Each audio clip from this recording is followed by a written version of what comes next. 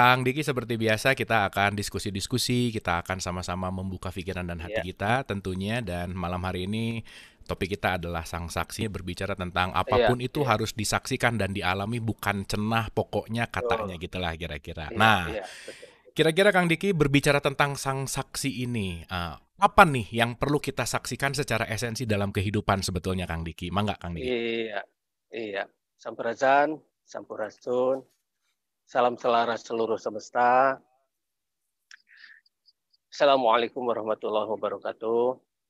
Apakah Waalaikumsalam. suara saya terdengar dengan baik dan benar?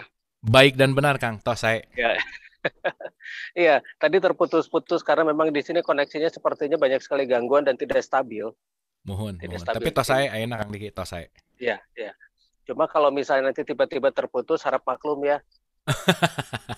Siap Kang.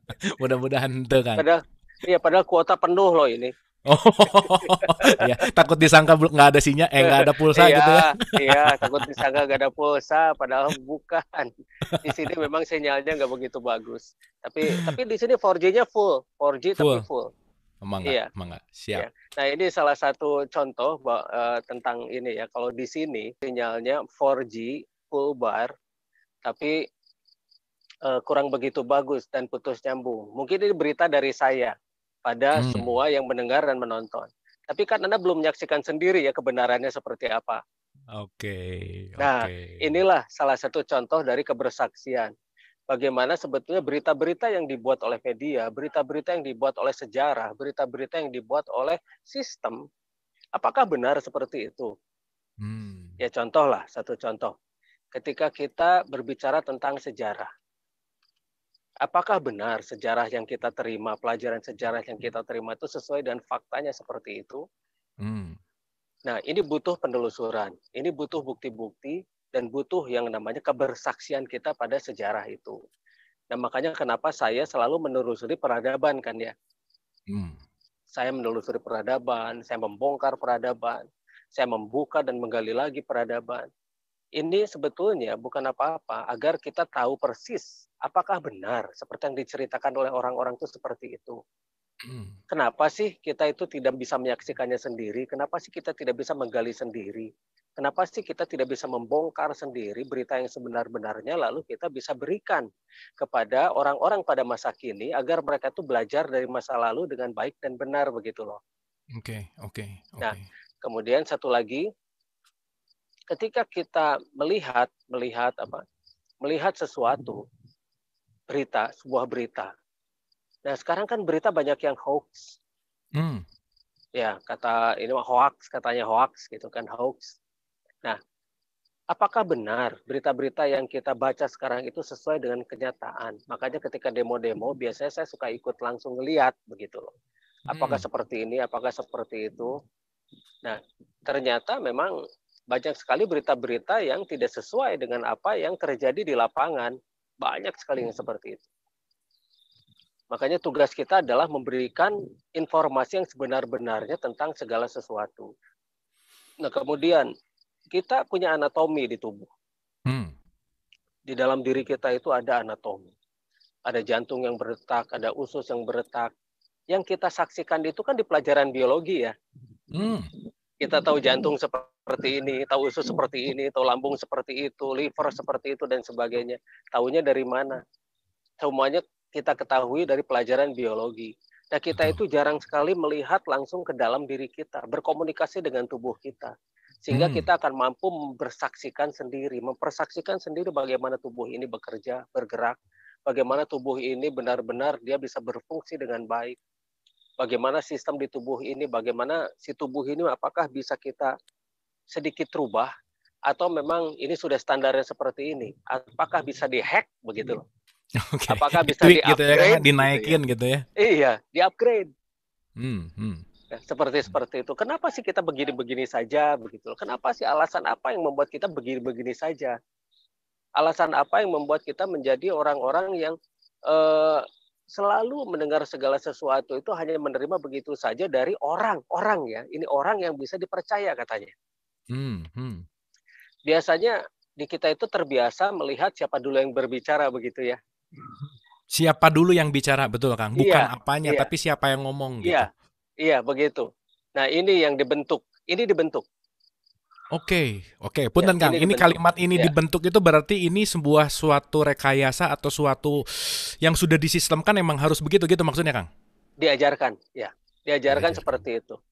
Oke. Agar manusia itu percaya pada satu sosok, dua sosok atau tiga sosok yang memang itu dibuat dan dicetak untuk bisa dipercaya. Hmm, hmm, hmm, hmm. Ya, satu contoh lah. Mungkin pada guru kita percaya apa yang dia katakan. Tapi pada guru-guru orang lain belum tentu kita percaya apa yang dia katakan begitu. Oke, Jadi oke. pembentukan-pembentukan itu bisa dibentuk oleh doktrin dan dogma. Hmm, Nah, hmm, yang paling mudah untuk merusak kebersaksian itu adalah segala sesuatu yang diulang-ulang setiap hari. Contohnya hmm, doktrin.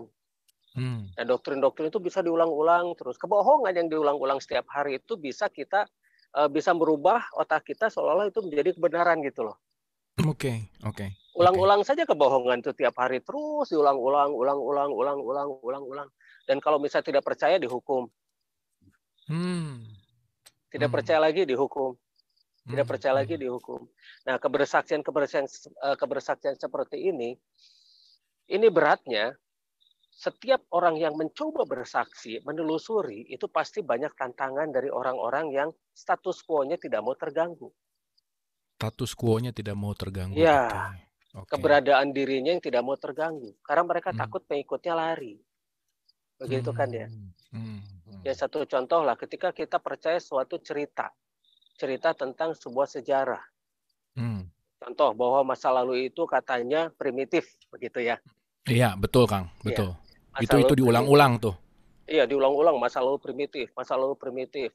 Manusia itu dia apa ini apa hasil mutasi dari monyet, bisa begitu.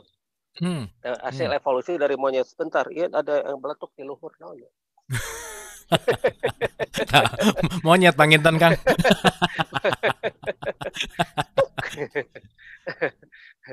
Nah, orang diulang-ulang terus begitu dengan suatu teori. Diulang-ulang terus, dipelajarkan, dia harus dihafal. Nah, tapi penelusuran yang sebenarnya itu tidak dilakukan. Hmm, Kita yang mendapat bukan didikan ya ajaran seperti itu. Malah apabila ketika kita mencoba untuk menelusuri secara objektif dan secara pribadi, itu pasti ditentangnya itu luar biasa. Ya hmm, satu hmm. contoh, ketika saya mulai mempertanyakan sejarah, Oke. saya malah diusir dari kelas. Itu terjadi.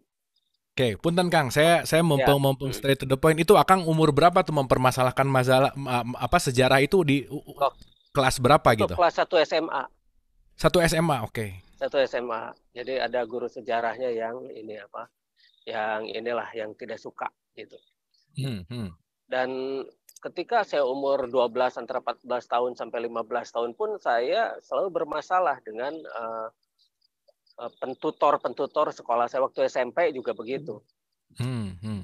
Hampir semua guru ketika saya SMP itu hafal begitu kan karena bukan baung ya, tapi mengkritisi, makanya nilai saya itu nggak pernah ada yang bagus. Oke. Justru dikritisi itu nilai jadi nggak bagus gitu ya Kang ya? Iya, ya kalau saya sih tidak peduli karena saya sekolah bukan untuk mencari nilai. Hmm, Yang penting hmm, yang penting kita bisa bergaul kalau di sekolah itu kan ya. hmm, hmm, hmm, Ini hmm, buat hmm, saya. hmm. Kalau buat orang Ja- lain ya silahkan. tapi sekarang anak-anak ya nggak tahu ya mungkin sekarang era sudah mulai berubah mungkin anak-anak milenial sekarang juga mungkin jauh lebih kritis dan ternyata sistem itu kalau dikritisi nggak suka gitulah kira-kira ya Kang Ya ya. betul karena Hmm. mengancam eksistensi mereka. Nah, Oke. ketika saya sudah mulai mempertanyakan itu karena saya bertanya begini, apa jaminannya buku ini benar gitu loh tentang sejarah. Hmm. Yang saya Hmm. tanyakan tuh jaminan kebenarannya. Oke. Kamu nurut saja katanya. Ini sudah diolah, masa ini berbohong? Masa itu berbohong? Ya justru itu. Karena kalau kebohongan yang diulang-ulang dan berulang terus itu bisa dianggap kebenaran kan ya. Betul, betul Kang. Betul. Nah, makanya seperti sejarah tentang G30 SPKI. Kita Hmm. didoktrinkan begini G30S. Tapi sekarang lihat, banyak literatur baru yang membantah semua yang didoktrinkan dan didogmakan sebelumnya pada kita, begitu loh. Nah, semacam begitu. Nah, kebersaksian ini sangat sulit ketika kita mulai meneliti, menelusuri, dan banyak orang-orang yang menentang.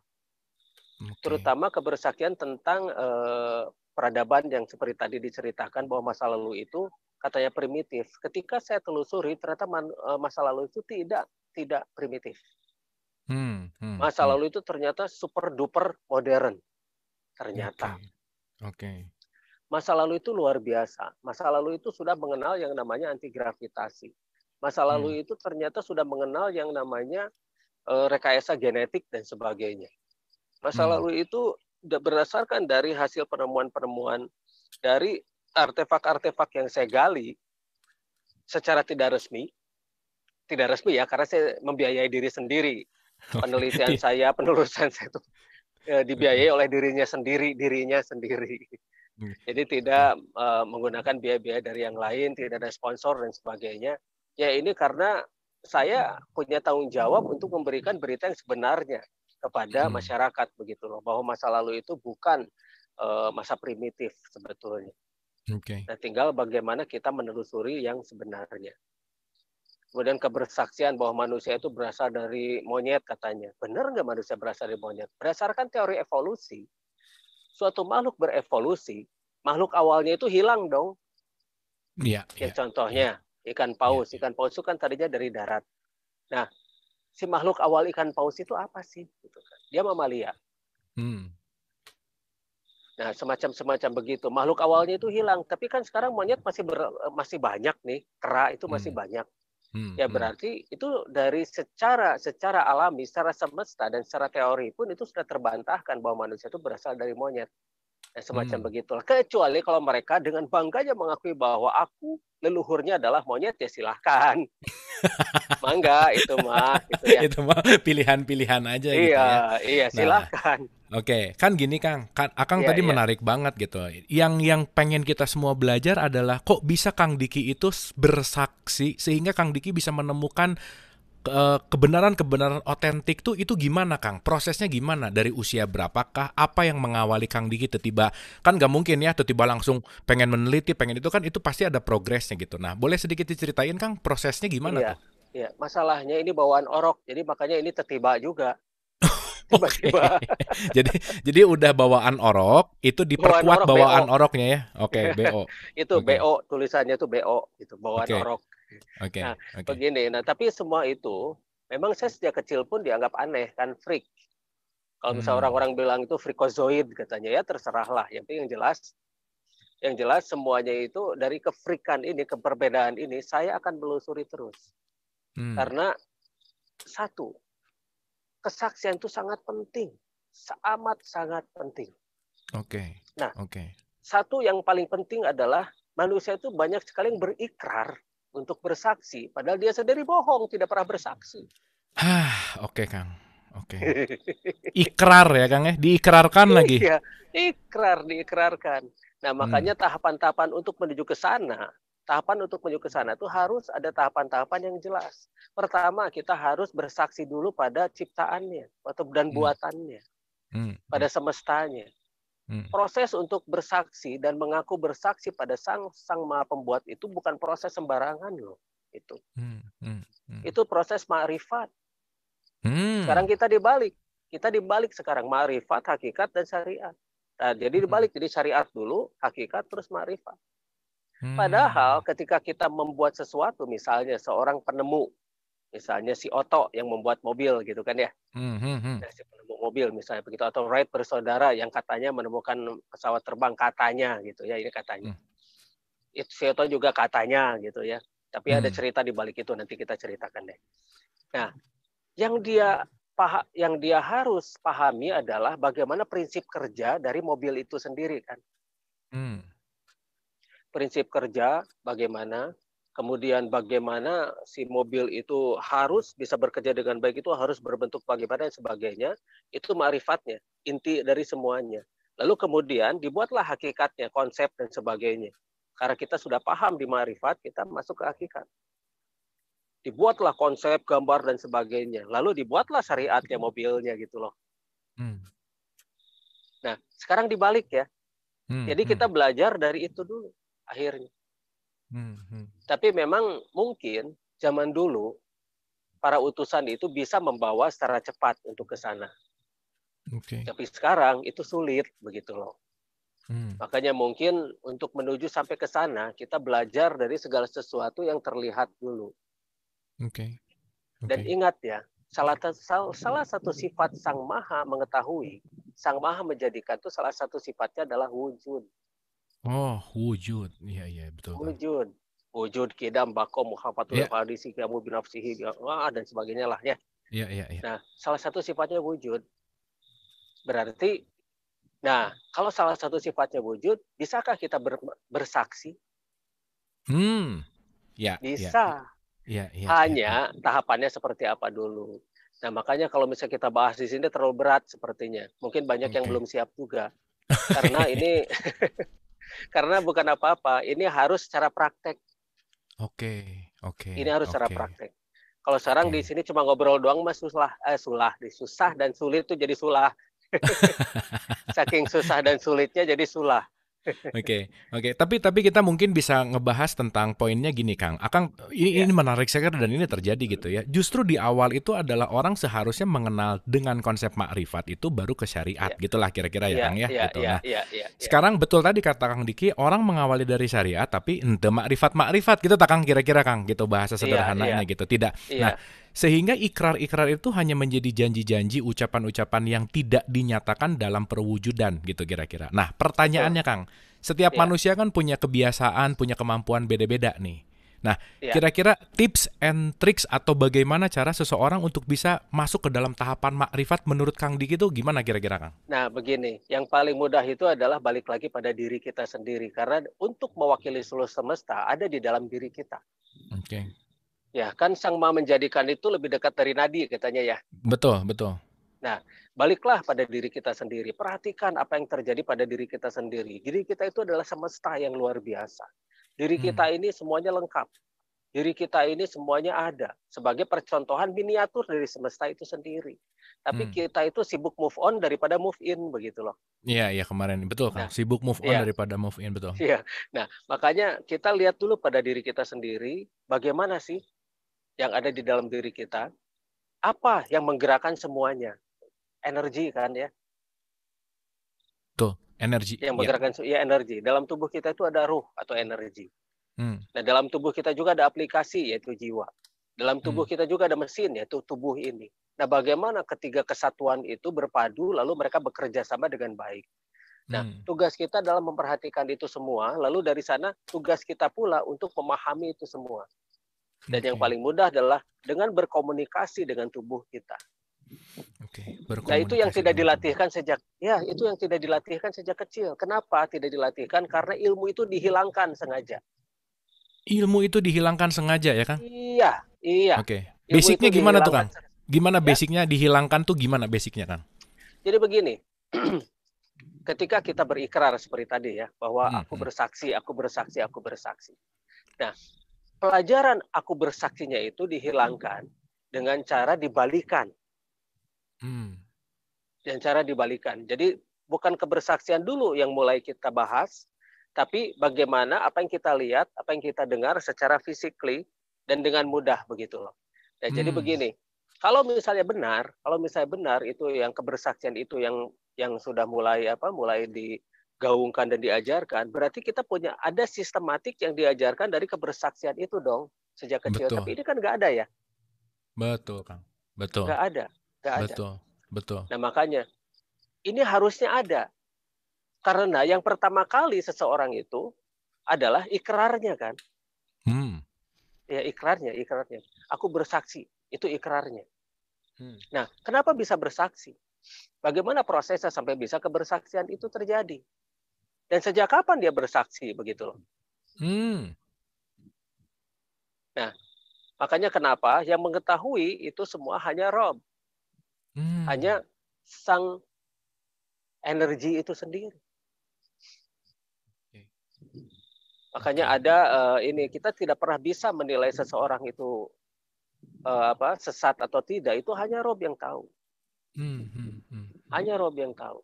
Makanya yang harus kita kenal itu semua ketiga unsur itu, jasadnya, jiwanya, energinya, itu semuanya itu harus benar-benar kita ketahui dengan baik dan benar sehingga dari sanalah kita mulai bisa bersaksi. Nah, sistematika itu harus ada dong. Sejak kecil harus diajarkan, tapi kenapa tidak ada? Kenapa hanya ikrarnya saja yang digaungkan kemana-mana, tapi sistematika agar kita mampu berikrar dengan baiknya itu tidak ada. Dan pastinya ada. Pastinya sebelumnya ada. Nah, siapakah yang menghilangkannya itu? Nah, ini menarik nih Kang. Kok bisa jadi hilang tuh gimana Kang? Menurut telaahan Kang Diki nih. Nah, sebetulnya begini. Apabila manusia semua sadar tentang dirinya dan dia mampu bersaksi, semuanya itu akan bisa mengontrol dirinya sendiri. Makanya tidak akan ada kekuasaan yang bisa mengontrol manusia kecuali langsung dari sang pembuatnya. Jadi manusia nanti akan langsung bekerja sama dengan baik dan benar antara semua yang hidup di planet ini. Karena tugas manusia itu kan sebagai khalifah fil ard ya. Individu loh itu, individu. Berarti masing-masing individu itu adalah pemimpin. Ketika masing-masing individu itu adalah pemimpin, dia dengan manusia yang lain itu adalah jalurnya koordinasi, bukan jalur komando. Koordinasi. Koordinasi, ya. Jadi bukan jalur komando. Kalau jalur komando itu perintah, begitu ya. Apa yang terjadi sekarang? Ya, Perintah sekarang kan ya? komando semua nih. Iya. Atasan, bawahan, kan gitu ya? Iya, kerja juga begitu ya. Ya, padahal seharusnya sebagai seorang khalifah fir atau pemimpin di muka bumi, yang itu adalah individu, tiap manusia itu adalah pemimpin di muka bumi, antara manusia dengan manusia yang lainnya itu adalah jalurnya koordinasi. Makanya semuanya sejajar atau pajajaran. Ini keren pisan Kang. Kang. Ya. Sejajar. Nah, semua sejajar, pajajaran. Semuanya saling mewangikan atau silih wangi, saling memakmurkan. Semuanya saling asah, saling asih, dan saling asuh. Begitu. Nah, semua unsur itu sebetulnya ada di tiap manusia, dan secara naluriah manusia itu pasti mencari itu. Tapi dengan doktrin dan dogma semua bisa dipatahkan. Jadi yang harus dianggap benar adalah sistem komando. Kamu harus nurut. Kamu harus ikut. Kalau tidak, nilai kamu jelek. Kalau tidak, kamu dibuang dari kelompokku. Ya gitu-gitu. Kamu di-banish, kamu di-ban, gitu. Terkutuk lah, gitu kan. Kang, ya, boleh nggak saya sebut? Ini Kang, boleh nggak saya sebut sistem komando itu akhirnya jadi dogma, Kang? Bisa gitu nggak, Kang? Kira-kira? Iya, ya akhirnya dibuatlah suatu sistem yang terdiri dari doktrin dan dogma yang dilakukan berulang-ulang, dan itu yang harus dianggap benar. Lalu dihilangkan kebersamaan kita sehingga setiap individu yang punya tugas masing-masing di planet ini semua diseragamkan. Diseragamkan ya. Diseragamkan. Padahal semesta sudah menunjukkan pada kita dengan wajah kita yang berbeda bahwa tugas manusia pun berbeda, sidik jari pun berbeda. Semuanya berbeda. Nah, perbedaan inilah yang membuat kita bisa saling melengkapi, bukan untuk perbedaan itu dijauhi. Sayang sekarang, umat manusia itu di planet ini sangat mundur. Terjadi persaingan di mana-mana. Padahal tugas manusia di planet ini bukan untuk bersaing, tapi untuk bekerja sama. Membangun planet. Bukan negara ya. Bukan RT, RW, bukan. Tapi yang dibangun adalah planet ini. Karena dia khalifah fil ard, bukan khalifah fil RT, RW, bukan khalifah fil kelurahan, negara, dan sebagainya, bukan. Ard loh itu. Bicaranya semesta ya Kang ya? Semesta. Bicara semesta, bicara tentang planet. Tugas manusia itu planet loh. Jadi dikecilkan, jadi hanya tugas-tugas yang remeh-remeh temeh seperti itu. Mereka bekerja sama untuk membuat planet ini maju. Nah, sekarang kemana itu pelajarannya? Kenapa itu bisa sampai hilang? Berarti suatu sistem, suatu konspirasi yang sangat besar yang menghilangkan itu. Nah, inilah yang harus kita munculkan lagi. Jangan sampai sesuatu yang seharusnya membuat planet ini maju, itu bisa menjadi lenyap begitu saja. Nah, makanya tugas kita bersama untuk kembali membangun itu. Mulai mencari lagi, menggali lagi. Coba teliti kembali setiap berita yang kita dengar, gitu kan. Atau istilahnya itu diteliti lagi lah, ditabayunkan lagi lah. Itu benar nggak sih cerita kita yang kita dengar itu benar nggak seperti itu? Nah, dasar-dasar itu dihilangkan akhirnya. Semua orang akhirnya dipaksa untuk percaya. Kamu percaya saja, kamu imani saja. Nanti dulu iman itu apa gitu kan. Dari dasar dari iman itu kan bersaksi. Bagaimana orang bisa beriman kalau belum bersaksi begitu loh. Sekarang arti iman sendiri diturunkan hanya untuk percaya saja. Betul, Kang. Betul, Kang. Padahal iman itu bukan hanya percaya, tapi dia bersaksi lalu dia beriman. Nah, ini yang sekarang dihilangkan malah. Pengertian iman sendiri itu dijatuhkan sampai serendah mungkin. Oke. Nah, kalau bicara tadi konspirasi, Kang, ini konspirasi ini bisa digeserkah? Kan gini ya. Begitu ada arus negatif yang bisa dilakukan menambah arus positifnya, itu satu. Atau kita mungkin dalam tanda petik melawan, atau dalam tanda petik, nah apa nih dengan konspirasi yang global ini apa yang harus kita lakukan, Kang? Kalau ini global, masif, dan ya kita tahu ya mayoritas gitu. Nah, kira-kira apa pandangan Kang Diki mengenai itu? Ya kita harus di nol. Kan kalau ada arus negatif, kita yang satunya itu lawannya positif, ya mau tidak mau kita harus di nol. Jadi kita itu netral kedua-duanya. Karena kalau bisa kita di positif, kita akan terjadi pertempuran terus antara masing-masing jadi saling merasa benar kan. Ini merasa benar, ya masing merasa benar. Jadi nol lah kita di tengah-tengah sehingga kita bisa aware dan waspada pada kedua sisi tersebut. Nah, ketika kita menjadi netral, di sanalah semua ilmu itu langsung kita bisa resap. Kita bisa masuk. Lalu kita bisa berpikir secara objektif. Oke, ini negatif, ini positif. Negatif dan positif itu tidak mungkin hilang dari planet ini atau dari semesta ini. Karena itu adalah keseimbangan atau yin dan yang. Nah, masalahnya yang di tengah yin dan yang itulah kita. Yang membentuk bulatnya, yang di tengahnya yang membelahnya. Nah, kitalah yang di sana yang di nolnya itu. Ini ada positif, ada negatif. Nol, kita harus ada di nol. Ketika kita menetralkan diri, kita akan melihat segala sesuatunya itu secara objektif. Tidak ada kepentingan, dan lalu di sana itu kita bisa melihat secara keseluruhan. Itulah holograf. Atau berpikir holografik. Nah, ketika kita sudah, ketika kita sudah di nol, kita melihat segala sesuatunya secara keseluruhan, kita akan mewaspadai. Ini kenapa di positif? Ini kenapa di negatif? Bisakah keduanya itu diselaraskan? Jadilah salam selaras seluruh semesta begitu. Oke. Nah, ini menarik sih, Kang, menarik nih.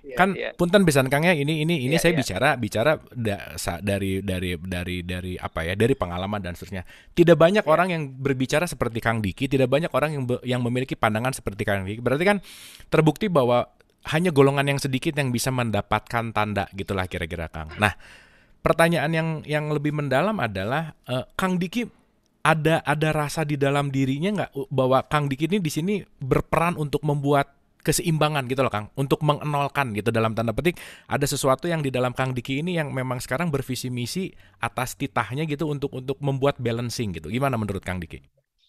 Sebetulnya banyak yang orang-orang seperti saya ini banyak dulu ya. Dulu banyak, tapi sudah pada lepas casing. Oh, oke. Ya. Nah, jadi orang-orang ini yang semacam begitu memang punya tugas untuk menyampaikan itu, mengajak manusia untuk kembali lagi begitu loh, menjadi suatu yang fitrah. Fitrah itu kan netral. Netral itu kan berarti nol. Suci itu kan berarti dia itu benar-benar menjadi benar-benar seperti kertas putih lah. Kertas putih itu kan mudah ditulisi ya. Oke. Ya. Jadi biarkan saja semesta yang menulisinya. Nah, ini kadang-kadang kita sudah terlalu banyak coretan di dalam diri kita sehingga tidak membiarkan coretan-coretan yang dari luar itu yang sebetulnya itu baik untuk kita itu masuk. Akhirnya kita menjadi tertolak. Sekarang faktanya lihat saja. Dengan semua pelajaran yang kita terima, apakah ini bisa membuat dunia ini menjadi lebih baik? Betul, Kang. Lihat saja faktanya sekarang. Iya. Sekolah banyak kan di mana-mana ya. Sekolah banyak di mana-mana. Sekolah ini, sekolah itu, segala macam. Bayarannya mahal lagi. Tapi apakah mampu membuat negara ini menjadi maju? Itu aja dulu lah. Ya kita lihat fakta lah. Apakah semua sekolah yang ada di dunia ini membuat planet ini menjadi lebih maju? Dan apakah para penemu itu dari sekolah? Itu keren tuh. Apakah penemu ini dari sekolah ya Kang ya? Ya, lihat tuh Nikola Tesla, lihat tuh namanya Einstein, dia itu pintar itu ketika masih belum sekolah. Dia tidak masuk ke dalam satu lembaga pendidikan dan sebagainya. Dia mempelajarinya secara otodidak sendiri dan sebagainya. Oke. Banyak tuh penemu-penemu ya seperti Archimedes lah. Lihat Newton, dia menemukan teori Newton tuh ketika apa? Hmm. Ker ngaja dong, pan dihadapin tangkal apel.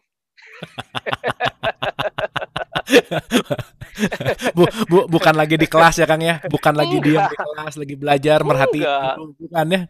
Enggak, lagi diam di bawah pohon apel, tiba-tiba apel jatuh, kepikiran lah di sana tentang teori Newton, tentang gravitasi dan sebagainya. Terus lihat Hmm. Archimedes, dia menemukan Hmm. hukum bejana berhubungan sedang apa? Lagi Oke. berendam kan? Ya, betul, betul. Iya, berendam, bukan lagi di kelas. Hmm.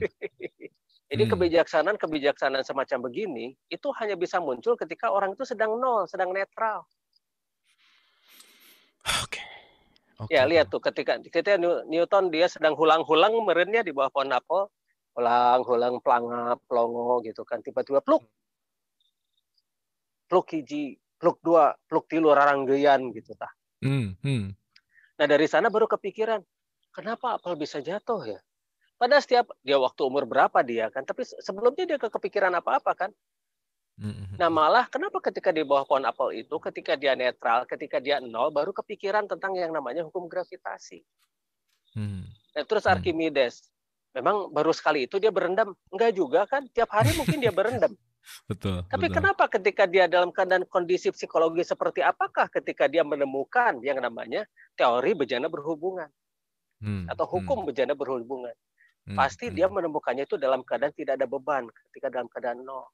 Oke, oke. Berarti Newton pada saat melihat apel dia lagi nol itu dia lagi menyaksikan banget ya Kang ya. Jadi sang Itu saksi banget dia, ya pada saat itu itu ya. dia, itu dia. Hmm. Nah, karena Hmm. kebersaksian itu butuh kenetralitasan. Oke. Oke. Jadi kita memang harus benar-benar netral ketika kita ingin menyaksikan secara keseluruhan. Janganlah kepentingan-kepentingan itu memenuhi otak kita dulu. Hmm. Nah, akhirnya apa yang terjadi? Sekarang otak kita kan dipenuhi ilmu-ilmu yang justru nggak dipakai kan ya? Hmm. Betul Kang. Iya, iya. Hmm. Sok Hmm. dari TK, SD, SMP, SMA, kuliah dan sebagainya. Apakah ilmu-ilmunya itu kepake semuanya? Hmm. Hmm. Enggak kan? Enggak Kang, betul. Enggak kepake, Banyak enggak. enggaknya malah. Iya banyak enggaknya. Betul. Betul. Nah, ya kita harus jujur di sini. Kita harus benar-benar jujur di sini. Terutama jujur pada diri sendiri. Ketika kita ingin menyaksikan secara keseluruhan, pertama kita harus netral, dan kedua kita harus jujur. Hmm. Jujur pada diri sendiri, dan jujur pada sang pembuat semesta ini. Pada sang Oke. maha menjadikan. Jangan Oke. sampai ngaku-ngaku kalau kita berbohong. Jangan sampai maksudnya gini. Jangan sampai ngaku-ngaku kalau kita belum bersaksi. Seperti itu. Oke. Oke. Kang, by Berarti the way, dua yang dibohong. Ya. jujur terhadap diri dan jujur dengan Sang Maha tuh dalam aplikasinya gimana, Kang? Aplikasinya begini. Benarkah kita sudah menyaksikan sendiri itu sang maha menjadikan? Oke. Kalau Oke. belum, jangan ngaku-ngaku gitu loh. Oke. Jujur aja gitu Karena ya. Udah belum aja iya, gitu ya. belum gitu. Jadi jangan ngaku-ngaku dulu. Belum juga nggak apa-apa ya, Kang ya. Mendingan Gak jujur belum apa-apa. daripada ngomong tiap hari ya Iya, tapi belum gitu ya. iya. Seperti gini lah. Jujur nggak kita mengatakan Bismillah dengan nama Allah? Kerja Hmm. saja dengan nama gaji, itu ya. Oke. Ya. Oke. Nah, terus kedua, jujur nggak kita bilang Alhamdulillah segala puji bagi Allah? Nah, itu dia kan. Tetap Hmm. masih senang dipuji ya. Betul, Kang. Iya. Ya, itu baru dua saja itu kita sudah berbohong, membohongi diri sendiri dan terutama berbohong kepada Sang Maha Menjadikan. Itu sangat berat. Hmm. Hmm. Itu sangat berat. Ketika dua yang dibohongi diri sendiri dan Sang Maha Menjadikan. Oke. Wah, berat Oke. banget itu. Berat banget itu.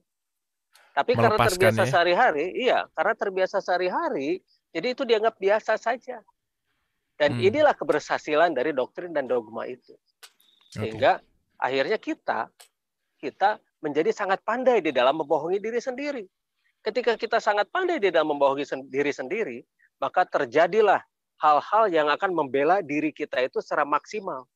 Membela diri kita secara maksimal itu kita selalu membuat pembenaran-pembenaran ketika kita melakukan kesalahan. Misalnya, jebret kita melakukan kesalahan, nabrak, oh kamu yang salah karena kamu gini. Kita tidak pernah berkaca dan melihat pada diri kita sendiri. Selalu orang lain yang harus salah. Selalu orang lain yang harus salah, betul. Iya, terus bikin pembenaran-pembenaran gimana aja lah caranya. Pokoknya yang lain udah salah udah maneh gitu. Kumaha carana maneh nu salah pokoknya. Iya, pokoknya salah kamu aja. Oke. Kang, by the way, Kang Diki tadi bicara tentang pengalaman dan saya yakin Kang Diki mengalami ini ya. Karena gini Kang, kita bisa merasakan orang yang benar-benar mengalami dan tidak itu dari vibrasi suara ucapannya. Betul nggak Kang? Dari cara ngomong, dari bagaimana dia bicara. Iya. Pengalaman Kang Diki begitu menemukan diri, menemukan jujur terhadap diri, pengalamannya tuh pertama kali banget Kang. First awakeningnya tuh di usia berapa dan gimana Kang kalau boleh cerita Kang? Kan sudah bawaan orok, tadi kan sudah diceritakan. Iya. Bawaan orok itu kan pasti disadari kan? Kan nggak mungkin dari orok langsung jadar gitu kan, nggak mungkin gitu. Justru itulah. Saya itu sadar ketika usia berapa bulan itu memang sudah sadar. Saya ngejailin kakak saya tuh ngelempar kotoran pada kakak saya tuh saya ingat. Dan itu waktu ditanya berapa? 3 bulan, 4 bulan katanya. Itu saya bisa ceritakan semuanya. Makanya kalau reunian itu, saya pasti yang ditanya. Oh dia gimana gitu dan sebagainya. Ya karena otaknya merekam terus, itu satu. Terus kedua, misalnya begini. Ini tentang mati. Misalnya ya tentang mati. Nah, orang bercerita tentang mati, menceritakan tentang mati, tapi orang itu belum pernah mati. Jadi gimana itu? Tentang neraka gitu Kang ya? Iya, tentang kematian lah. Kematian aja ya. Nah, kalau saya pernah mati. Nah, ini menarik nih. Iya. Gimana nih Kang? Ini bukan NDA atau near death experience, bukan. Ini benar-benar mati. Nah, jadi kita pernah mengalami kejadian mati itu seperti apa? Nah, makanya orang-orang yang orang pernah mati atau misalnya orang yang pernah dia masuk ke ini, semua pengalamannya itu pasti melalui hal yang sama, tapi kesana ujung-ujungnya itu pasti subjektif. Tapi hal pertama dia pasti masuk lorong dulu, rata-rata begitu. Dan dia melihat cahaya. Nah, tapi selanjutnya, mulai masuk si pengalaman pribadinya ketika dia mau balik lagi pada jasadnya, semacam begitu. Nah, jadi dan itu bukan sekali ya. Pengalaman seperti itu saya nggak sekali. Berulang-ulang ya kan? Iya, ada beberapa kali ya. Dan saya bisa ceritakan begini karena saya mengalaminya sendiri. Nah, itulah bersaksi. Betul. Iya. Nah, pertanyaannya apakah semua orang harus mengalami itu dulu Kang untuk masuk ke dalam awakening? Jangan. Mudah-mudahan ini masalahnya ini bisa balik lagi. Nah, kalau misalnya orang lain kan belum tentu balik lagi, bablas saja ke sana gitu kan. Bagaimana bisa menceritakan? Oke. Nah, itu satu. Terus kedua, ini ketika melihat yang namanya semesta ini. Diceritakanlah tentang semesta ini itu dari orang lain kan, dari guru-guru ini, guru-guru itu. Tapi guru-guru itu sendiri tidak pernah membawa murid-muridnya untuk bersaksi pada semestanya itu sendiri. Nah, makanya akhirnya saya bikin pelatihan untuk menyaksikan semesta itu secara langsung. Namanya pelatihan Profiling Universe. Nah, Profiling Universe tuh gimana Kang? Prosesnya gimana kalau boleh cerita Kang? Prosesnya begini, Profiling Universe itu bagaimana kita memprofile universe ini. Profiling itu bagaimana kita mengenal dan kita menjadi bagian dari universe itu. Makanya diajarkan blending. Blending itu bagaimana kita ngeblend dengan universe, bagaimana kita bersatu dengan universe, lalu kita mampu menjadi universe itu sendiri dan kita memahaminya secara langsung. Merasakan dan mengalami langsung gitu ya? Iya, bukan katanya, bukan cenah. Jadi langsung kita berkomunikasi dengan universe itu secara langsung, kita ngeblend dengan universe, nanti universe lah yang memberikan tulisan-tulisan pada diri kita secara langsung. Semesta lah yang langsung berkomunikasi dengan kita. Nah, makanya kenapa saya jadi penemu? Salah satu rahasianya itu. Oke. Nah, jadi penemu itu kita bisa berkomunikasi karena di semesta inilah ilmu yang sebenarnya. Nah, kalau sekolah kan biasanya kita belajar mempertahankan pendapat orang lain ya. Hmm. Ya contohnya ketika S1 lah, ketika kita buat skripsi yang ditanya itu referensi kan ya. Hmm. Berarti pendapat-pendapat orang lain yang kita pertahankan, begitu ya? Betul, betul. Iya, iya. Nah sekarang kita akan melihat universe ini yang terkonek pada kita ini secara individu itu yang mana dulu.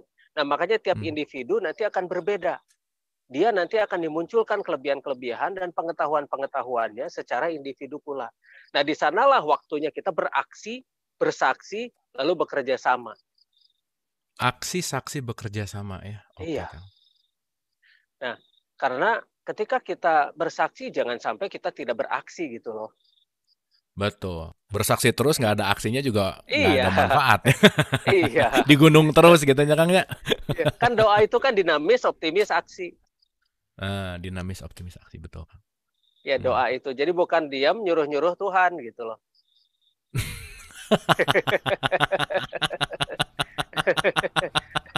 Dia nyuruh Tuhan, Tuhan gini, Tuhan gitu gitu ya.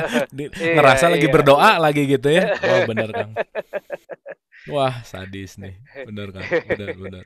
Bener bener bener. Nah, Jadi, eh, gini Kang, ya, ya, kan ya, mungkin ya, mungkin sebagian besar dari sini banyak yang juga tidak hanya ingin cenah atau pokoknya Kang. Nah, ya, hal ya. sederhana untuk kita bisa menyatu dengan semesta tuh simply way aja Kang. Sehari-hari apa sih yang bisa kita lakukan Kang?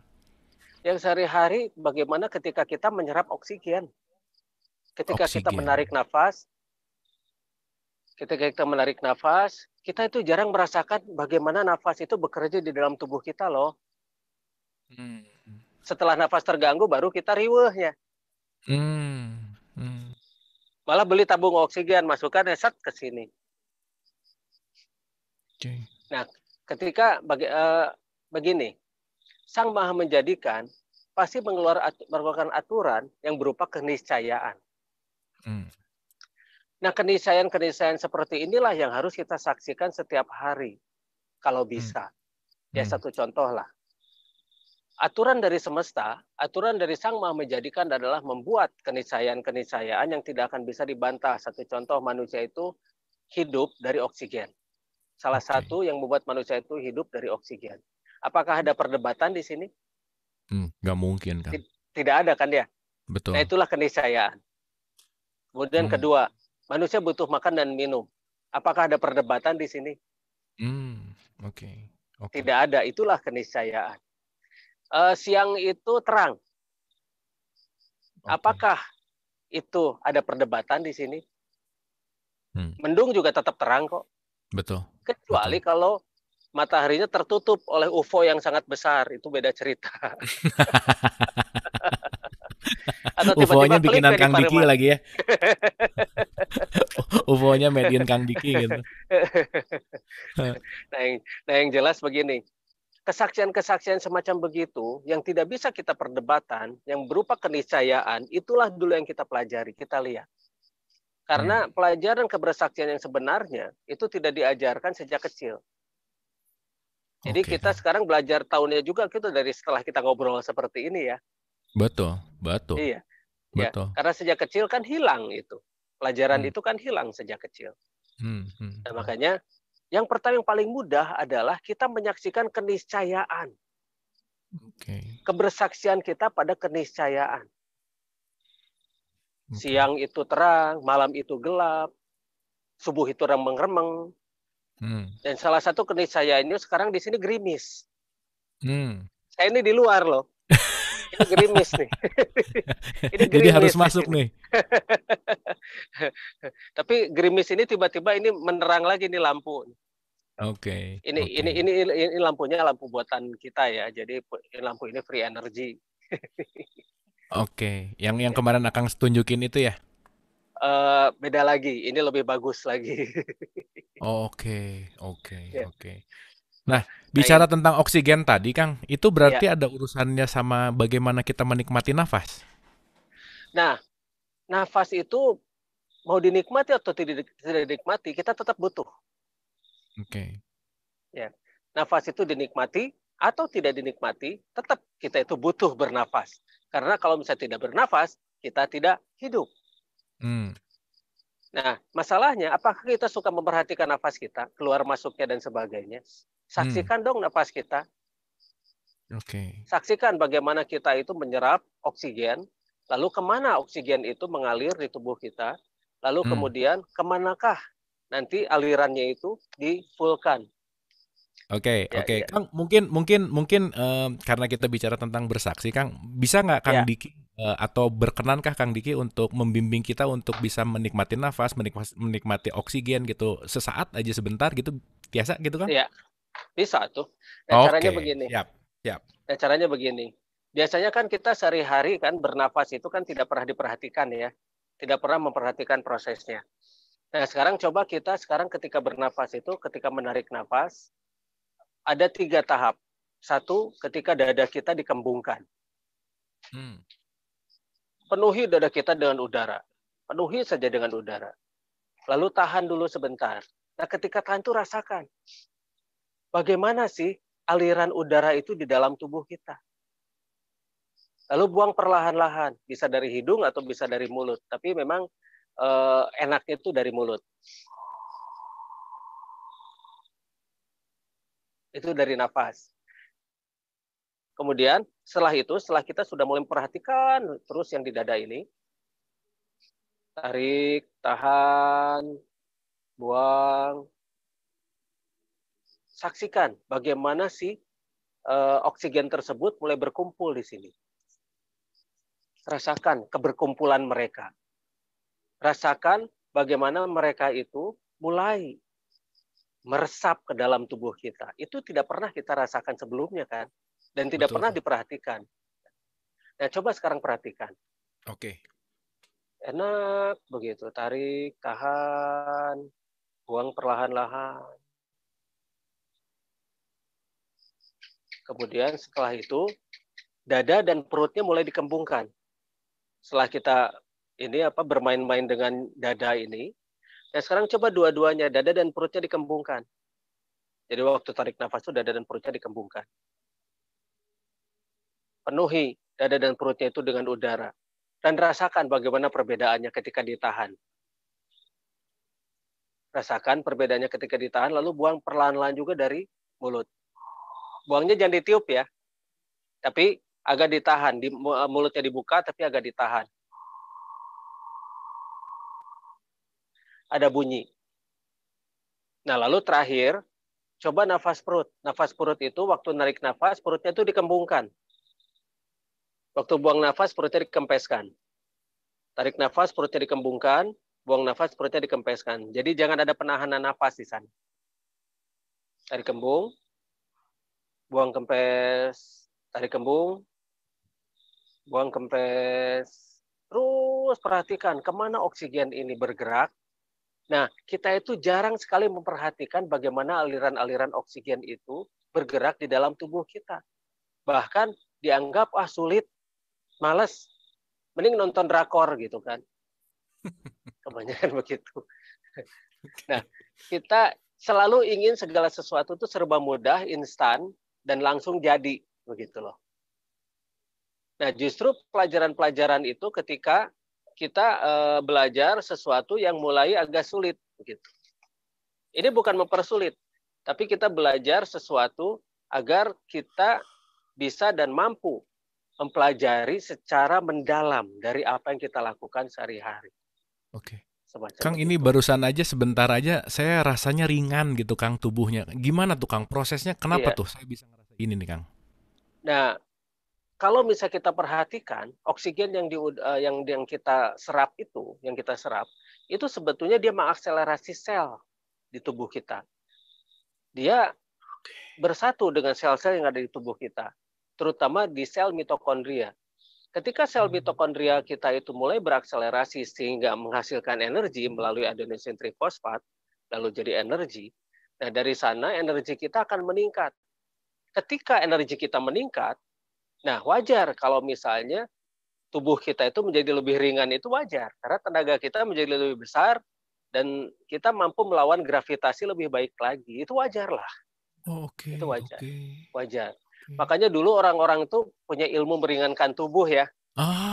Iya, iya, iya, iya, iya. Nah, salah satu cara latihannya itu seperti itu. Bagaimana memanage energi yang ada di dalam tubuh kita sehingga lompatannya bisa menjadi lebih tinggi Oke. Dan dan dia mungkin bisa kalau melakukan kalau kita levitasi. ngelihat, kalau saya ngelihat nih Kang secara pribadi aja gitu ya, mungkin Ya. ya, kalau dalam teologis Islam disebut sholat 5 waktu, mungkin sholat 5 waktu salah satunya untuk melatih ini, gitu nggak sih Kang? Sebenarnya Kang? Begini. Sholat sendiri itu kan rukun yang kedua ya, bukan yang ke satu. Rukun Yang kedua, betul. pertamanya apa? Yang pertamanya apa? Syahadat, Bersaksi ya. bersaksi. Bersaksi ya. Bagaimana kita ke rukun kedua kalau yang ke satunya itu belum? Oke. Makanya kenapa kita melakukan ritual itu banyak yang tidak paham. Kebanyakan ritual tanpa spiritual. Ah. Nah, kalau misalnya ritual kita dengan spiritual, itu lain cerita. Dan teknis-teknis yang dilakukan ketika kita melakukan ritual tersebut, nah dasarnya pun masih perdebatan sampai sekarang kan ya. Betul, betul. Iya, sampai sekarang tuh masih perdebatan. Jadi, Oke. nah kalau misalnya yang namanya keniscayaan itu Nggak usah ada apakah ada debat lagi ya, perdebatan? Iya, harusnya ya. Nggak usah ribut lagi iya, ya. iya. Yang namanya keniscayaan itu tidak ada yang namanya perdebatan. Oke. Kalau selama masih ada perdebatan, berarti itu bukan keniscayaan ya.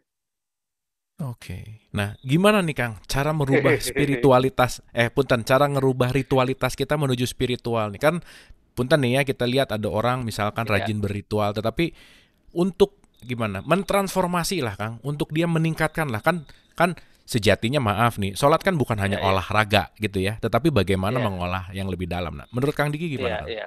Iya, olahraga dan olah rasa. Betul. Ya, dua-duanya itu kan ada. Hmm. Nah, eh, maksudnya begini, dasar yang utamanya itu harus kita penuhi dulu. Hmm. Nah, sekarang misalnya arti zikir itu apa sih? Hmm. Hmm. Arti zikir itu kan mengingat ya, Betul. mengingat Allah. Hmm. Bagaimana mengingat bersaksinya aja belum? Nah, itu ujung-ujungnya ke situ lagi ya kan. Ujungnya ke situ lagi. Iya dong. Ya kita harus jujur pada diri kita sendiri. Harus jujur dulu. Makanya yang pertama, yang kita garis bawahi sekarang itu jujurlah pada diri dan jujur kepada Sang Maha Menjadikan. Oke. Jadi jangan kita berbohong. Oke. Nah, bagaimana kita masuk yang kedua? Yang ke satunya aja gagal. Apalagi yang ketiga, apalagi yang keempat, apalagi yang kelima gitu loh. Oh, gitu ya. Panjang ceritanya ya, Kang ya. Semuanya Iya, akhirnya jadi berputar-putar, berkutat-kutat di dalam ritual yang tidak meningkatkan kesadaran justru spiritual pada itu. akhirnya. Iya, makanya sok ketika melakukan ritual itu konsentrasi enggak? Saya yakin mah enggak sok. Pikiran Betul. kemana-mana. Ya, Makanya banyak yang suka nanya kadang-kadang Allahu Akbar, rakaat 2, rakaat 3. Nah, gitu Kang kira-kira. iya. Karena apa? Yang kesatunya pada gagal. Gimana bisa? Oke. Oke. Wah, dalam nih Kang. Nuhun pisan ini Iya, sesuatu yang makanya perlu saya tuh sering direnungkan. dimusuhi gara-gara ini.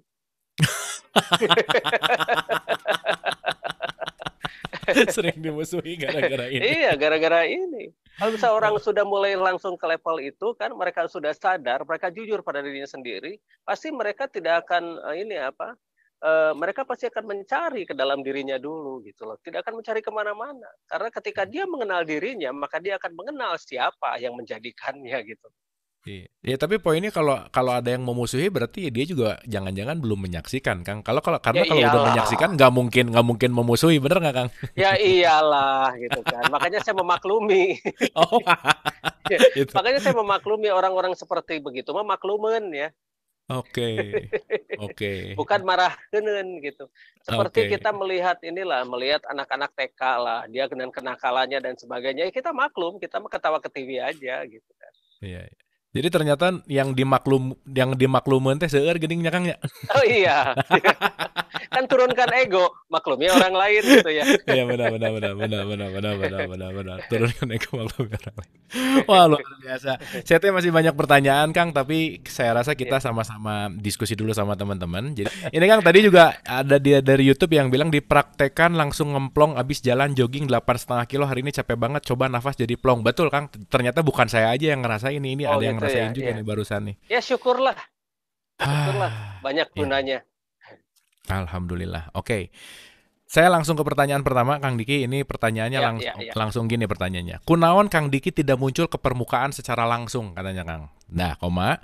Padahal ya. berdasarkan sudut pandang logika saya, apa yang dipaparkan oleh Kang Diki itu masuk dalam logika. Karena banyak pula terobosan-terobosan dari Kang Diki yang dapat bermanfaat bagi umat. Mohon tanggapannya Kang Diki. Mangga Kang, gimana nih? Iya.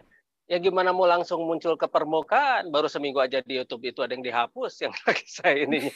Yang pentingnya gitu loh, Kang, by the way, yang dia hapus di YouTube tuh yang mana ya? Saya lupa, Kang. yang soal COVID. Oh, oke. Apa tuh? Apa Ya, poin apa tuh Kang Diki bicara apa tuh kok bisa ya dihapus? solusi soal COVID. Oke, oke. Iya, itu aja. Nah, makanya saya diminta untuk tidak bicara solusi tentang COVID gitu. Oh iya, jangan Kang, nanti juga kalau Akang bicara di sini ini juga otomatis dihapus kali ya, Ya, kira-kira ya. nanti dihapus. Oke, oke, oke. Tapi mungkin oke, satu, gimana mau muncul ke permukaan oh seminggu aja dihapus. Nah, tapi ada Ya, hal lain nggak Kang kira-kira? sebetulnya begini. Sebetulnya begini, kita tidak langsung strike, tapi kita ngayun. Sebetulnya Hmm. bisa saja langsung muncul ke permukaan. Berarti kan itu terjadi chaos. Nah, kalau Hmm. chaos itu kan malah terjadi kekacauan. Nah, Hmm. kita panggil dulu lah mereka-mereka yang memang sudah waktunya untuk mulai menyadari begitu loh. Hmm. Hmm. Nah, perlahan-lahan yang penting orang-orang berkualitas dulu. Oke. Nah, kita tidak memburu kuantitas kok, tenang saja. Hmm. Kita santai. Kita tidak Oke. memburu kuantitas. Yang penting mereka yang berkualitas ini, dia nanti akan menyebarkan lagi pada yang lain. Oke. Yang namanya multi level lah, multi level. Iya, iya. Justru saya sendiri kalau bisa mah tidak muncul ke permukaan. Justru ya. Iya, yang Betul muncul Kang. itu semuanya, the people yang muncul ke permukaan itu. Bukan Jadi center yang ya. muncul, iya bukan. Hmm. Hmm. Hmm. Hmm. Jadi kita bikin piramida yang terbalik begitu loh. Oke. Nah, Wah, keren seperti pisan piramida Kang. itu segini, piramida terbalik. Hmm. Jadi senternya di bawah, yang di permukaan itu yang lebar ini yang banyak ini gitu loh. Hmm. Hmm. Hmm. Hmm. Itu center ini yang harus kuat untuk menopang piramida terbalik itu. Dan Oke. yang kuat ini tidak perlu muncul ke permukaan. Hmm. Munculkanlah mereka yang banyak ini di permukaan. Sehingga Oke. itu jauh lebih efektif. Kalau misalnya saya muncul ke permukaan seorang saja saya gitu ya, itu biasa Hmm. dikultuskan. Hmm. Nah, makanya itu Oke. kan tidak efektif sejak dulu ya. Seseorang Pengkultusannya yang Kang. muncul, iya, seseorang yang memunculkan dirinya, lalu dia gue, apa yang Hmm. terjadi? Hmm. Hmm. Hmm. Hmm. Betul. Dikultuskan kan? Nah, Betul. makanya kita balikan sekarang, piramidanya kita balikan. Hmm. Jadi piramida terbalik, nah saya yang di bawah. Hmm. Silahkan, Anda lah semua yang banyak ini, yang di atas, yang di permukaan. Oke. Tidak perlu muncul. Kan Oke. netral ya. Hmm. Hmm. Kalau netral berarti tidak butuh pengakuan berenya. Betul, Kang. Iya, Betul. Betul. Dan itu yang sekarang ya terbalik ya, iya, iya. semua orang pengen diakui sekarang gitu, Kang. Itu. Iya, iya. Nah, Luar biasa. riweuh atuh udah diakui teh. Meus-meus nanya berulang-ulang terus. Tuh Heeh. lihat tuh HP saya ini. Isinya masalah semua.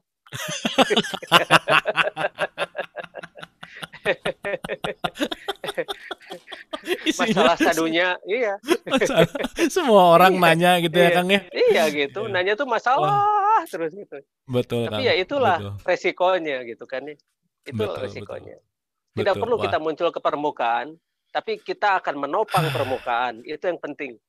Tidak perlu muncul ke permukaan, tapi kita yang Eh, menopang permukaan. Luar biasa, iya. Kang. Mudah-mudahan ini bisa diserap energinya dari 486 yang ada di Zoom dan sekitar 387 yang ada di YouTube malam hari ini. Jadi malam hari ini hampir 800 orang, Kang, yang gabung bersama kita, Kang. Oh, iya. Mudah-mudahan Sip lah. energinya, ya balik lagi ya, kita Iya, menyebarkan energi ini supaya kita tetap iya. menjadi netral tadi. Hatur nuhun, Kang. Ini menarik sekali dan mudah-mudahan menjawab pertanyaan tadi. Oke, kita langsung ke Ibu Esi.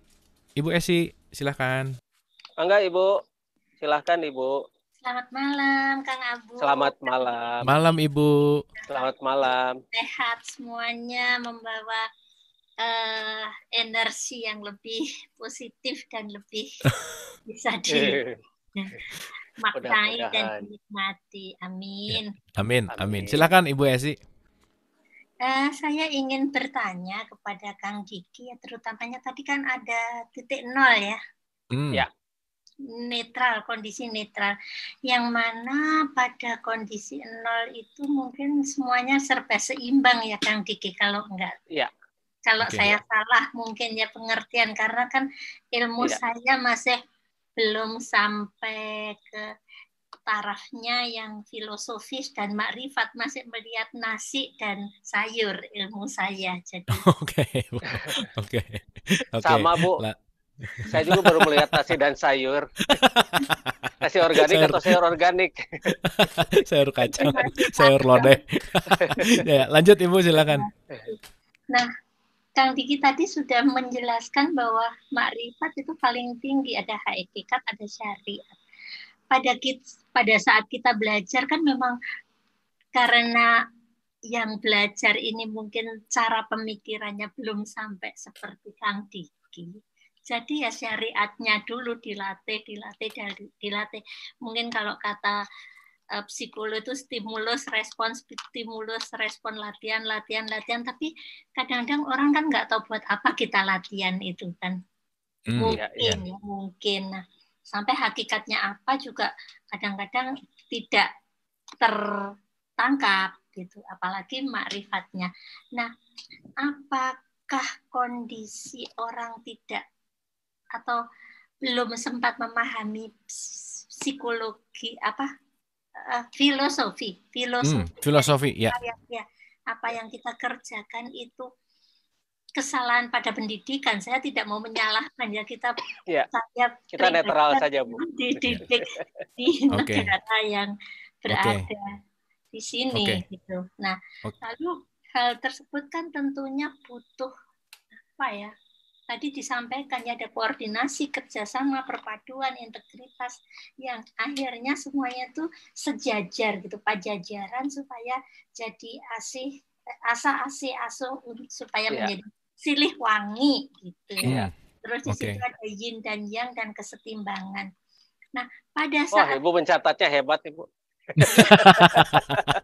Oke, ini benar, ini catatannya detail sekali ini.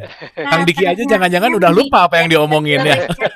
Teorinya Dokter Syaraf kan harus mencatat katanya, jadi kan lebih ahli. Oke.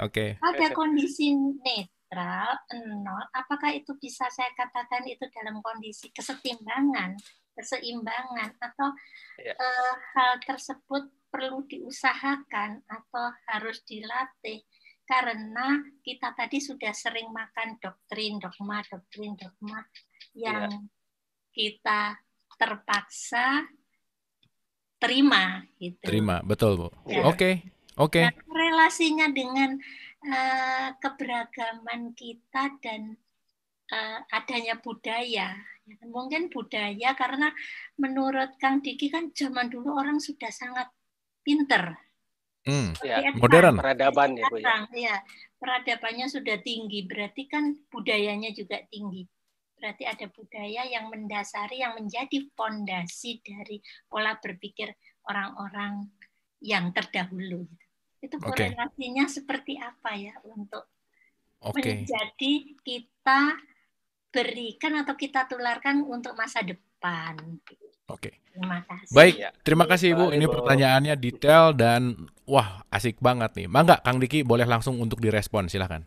Iya, maksudnya begini Bu, stimulus itu kebanyakan merespon ya Bu ya, tapi belum tentu orang itu responsif. Jadi begini, ini stimulus, ini respon. Nah, biasanya kalau misalnya orang merespon itu sekarang tuh akhirnya kalah oleh stimulus itu Bu. Terus makin kalah, akhirnya dia si stimulus ini yang menang. Contohnya doktrin dan dogma. Otak kita diberi stimulus, tapi otak kita tidak responsif. Jadi akhirnya tidak merespon yang sesungguhnya yang seharusnya direspon begitu loh.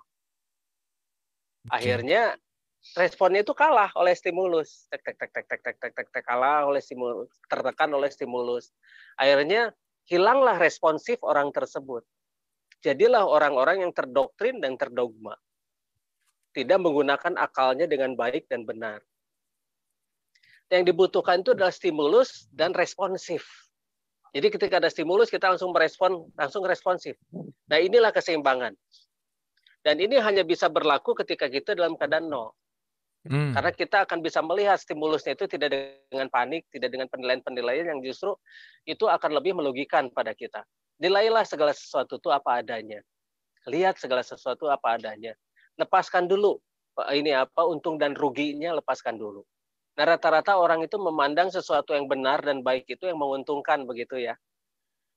Memandang sesuatu yang buruk dan salah itu yang merugikan, begitu kan ya. Iya, nah, betul. Coba sekarang lepaskan dulu itu semua. Untung dan ruginya itu lepaskan dulu. Netralkan dulu. Karena segala sesuatu itu berlaku pola keseimbangan di planet ini.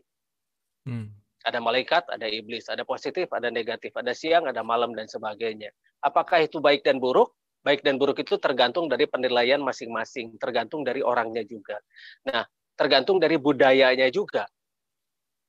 Nah, budaya-budaya itu berbeda.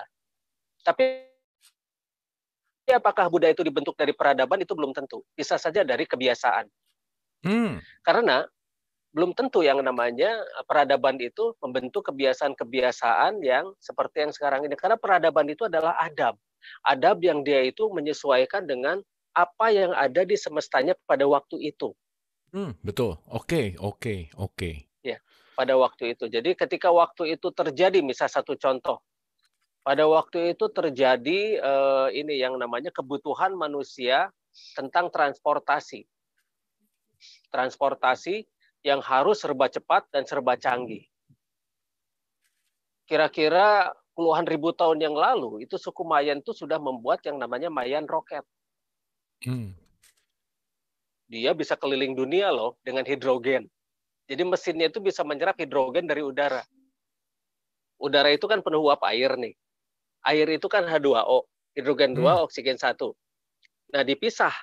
Hidrogennya itu dibakar, oksigen kembali lagi ke udara. Itu bisa menjadi roket. Silakan cari saja di Google, Mayan roket.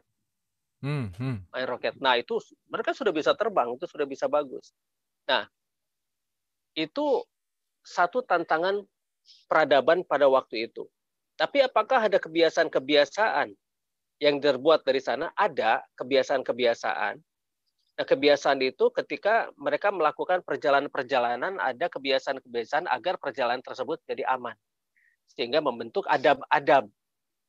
Nah, kalau budaya-budaya itu lebih cenderung ke arah yang lebih lebih lebar lagi, lebih luas lagi. Nah, karena belum tentu yang namanya kebiasaan itu membentuk budaya juga. Adat istiadat dan sebagainya. Nah, kita lihat apakah peradaban itu membentuk budaya secara langsung, atau membentuk adat istiadat, atau membentuk kebiasaan. Nah, dari akarnya inilah yang harus kita lihat. Nah, makanya kita butuh netral itu agar kita bisa melihat secara keseluruhan. Kita jangan pakai kacamata kuda. Melihat hanya ke depan saja. Nggak boleh ke pinggir, nggak boleh ke pinggir, nggak boleh ke pinggir, apalagi ke atas ke bawah. Nah, jadi inilah netral. Makanya kenapa dari awal kita bahas tentang kenetralisan ini, karena modal untuk bersaksi adalah netral itu sendiri. Oke, Kang. Dan menarik tadi Kang Diki bicara bahwa ini juga baru ngeh banget nih ya. Peradaban itu bisa juga satu kebiasaan. Kebiasaan itu juga kebiasaan yang direncanakan sehingga seakan-akan jadi peradaban. Bisa gitu nggak, Kang? Nah, itu bisa dibentuk secara berita seperti itu. Karena selama ini kan ketika kita berbicara tentang peradaban masa lalu, itu kan hanya berita dan media ya yang bicara. Dan hanya katanya, according to, cek manehna, cenah, dan sebagainya. Nah, kembali lagi kita harus bersaksi lagi kan ya. Nah, jadi kalau misalnya kita berbicara tentang peradaban masa lalu, mau tidak mau kita harus menelusuri peradabannya itu sendiri sehingga kita bisa bersaksi dengan baik dan benar. Makanya kenapa saya bisa membuat peradaban bisa mereplika kembali peradaban masa lalu, itu karena saya sudah menyaksikannya secara langsung dari peninggalan-peninggalan mereka. Lalu kemudian saya susun puzzle-nya, lalu jadilah sesuatu karya-karya pada masa kini, dan itu sangat berguna pada masa kini. Satu contoh misalnya, kita banyak sakit dari justru makanan yang halal, gitu ya, misalnya.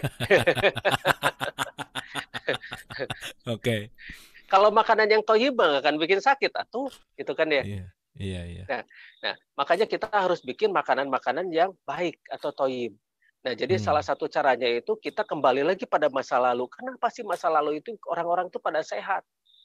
Betul, Kang. Nah, dari sanalah kita mulai mempelajari, oh ternyata dulu tuh mereka menggunakan mikroba. Tapi yang paling mudah mereka menggunakan kotoran-kotoran hewan. Mikroba di kotoran hewan yang kemudian berubah menjadi mikroba yang menghasilkan hara tanah. Nah, hara tanah inilah yang membuat tanaman-tanaman menjadi sehat. Kalau kita merusak, dulu ke tanaman menjadi sehat, begitu ya. Nah, bisakah kita membuat si mikroba itu lebih baik lagi? Ternyata mereka pun sudah mengajarkannya sejak dahulu. Mereka tuh memfermentasikan yang namanya kotoran tersebut. Nah, lalu si fermentasi itu akan muncul mikroba baru yang bisa menghasilkan natrium, fosfat, dan kalium yang yang sangat banyak begitu. Nah, makanya itu saya buat. Akhirnya saya bisa menanam tanaman apapun di pasir bangunan yang tidak ada hara tanahnya. Makanya padang pasir itu bisa kita bikin hijau lagi sebetulnya. Tapi kenapa teknologi ini tidak dipakai oleh mereka begitu? Karena mereka takut jualan pupuk mereka jadi tidak laku begitu loh.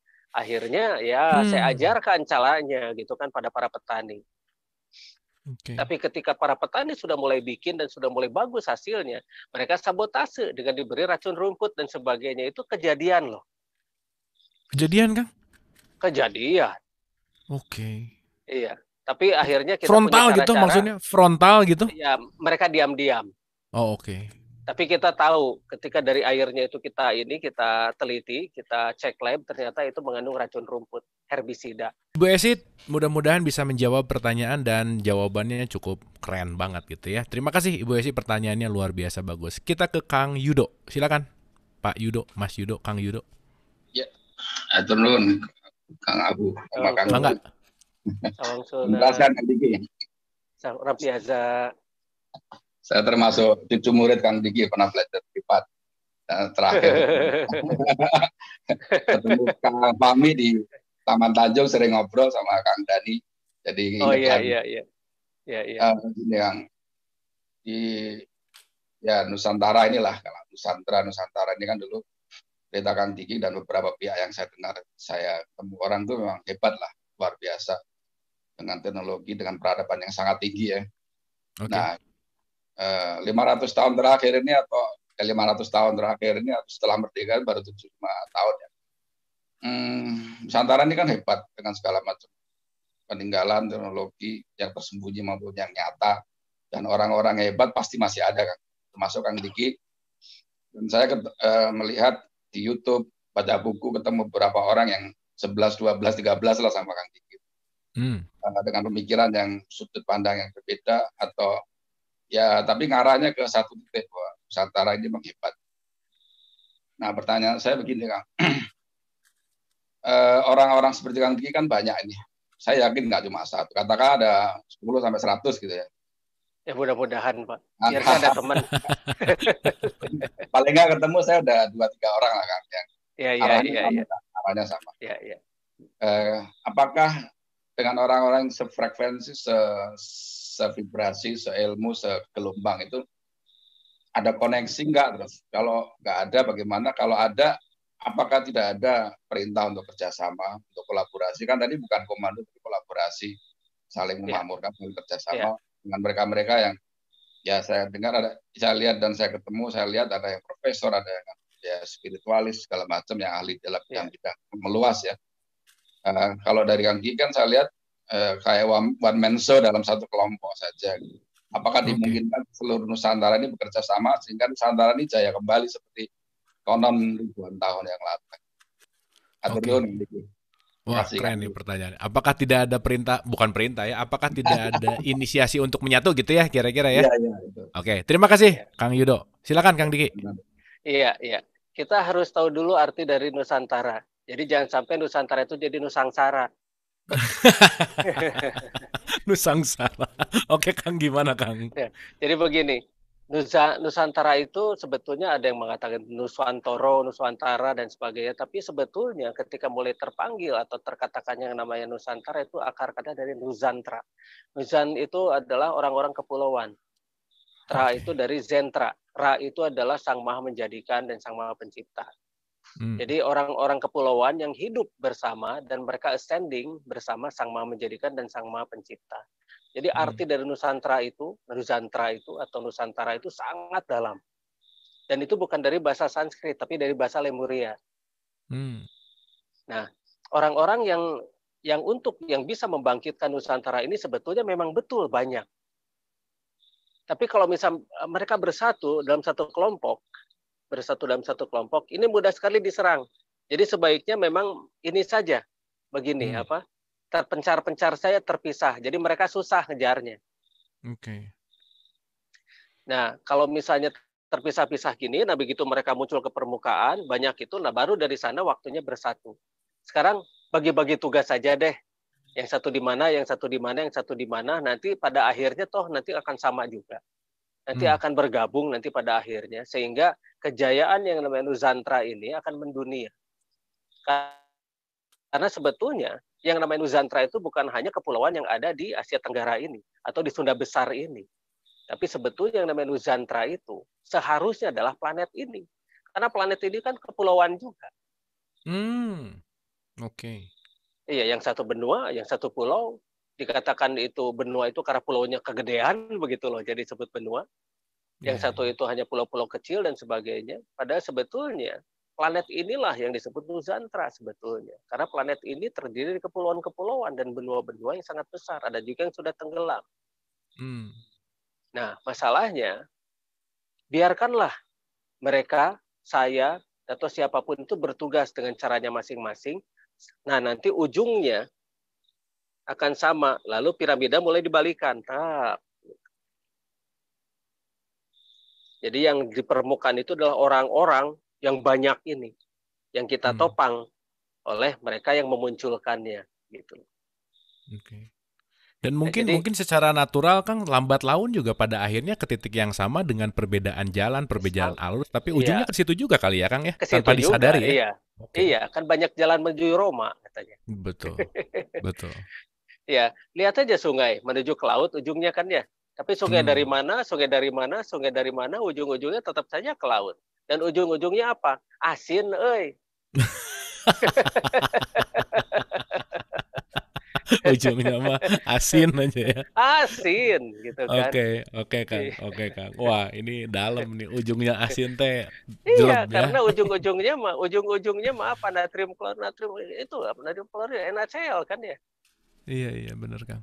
Kang. Wah, keren Kang. Nuhun Kang, mudah-mudahan Kang Judo bisa menelaah apa ya atau mendapatkan sesuatu gitu ya. Jadi banyak jalan menuju Roma, betul tadi. Ujungnya juga asin juga dalam tanda petik. So Kang Diki dengan stylenya, A dengan stylenya, B dengan stylenya, tapi poin pentingnya setuju banget Kang Diki menjadi penopang gitu ya di bawah dengan piramida terbalik ini.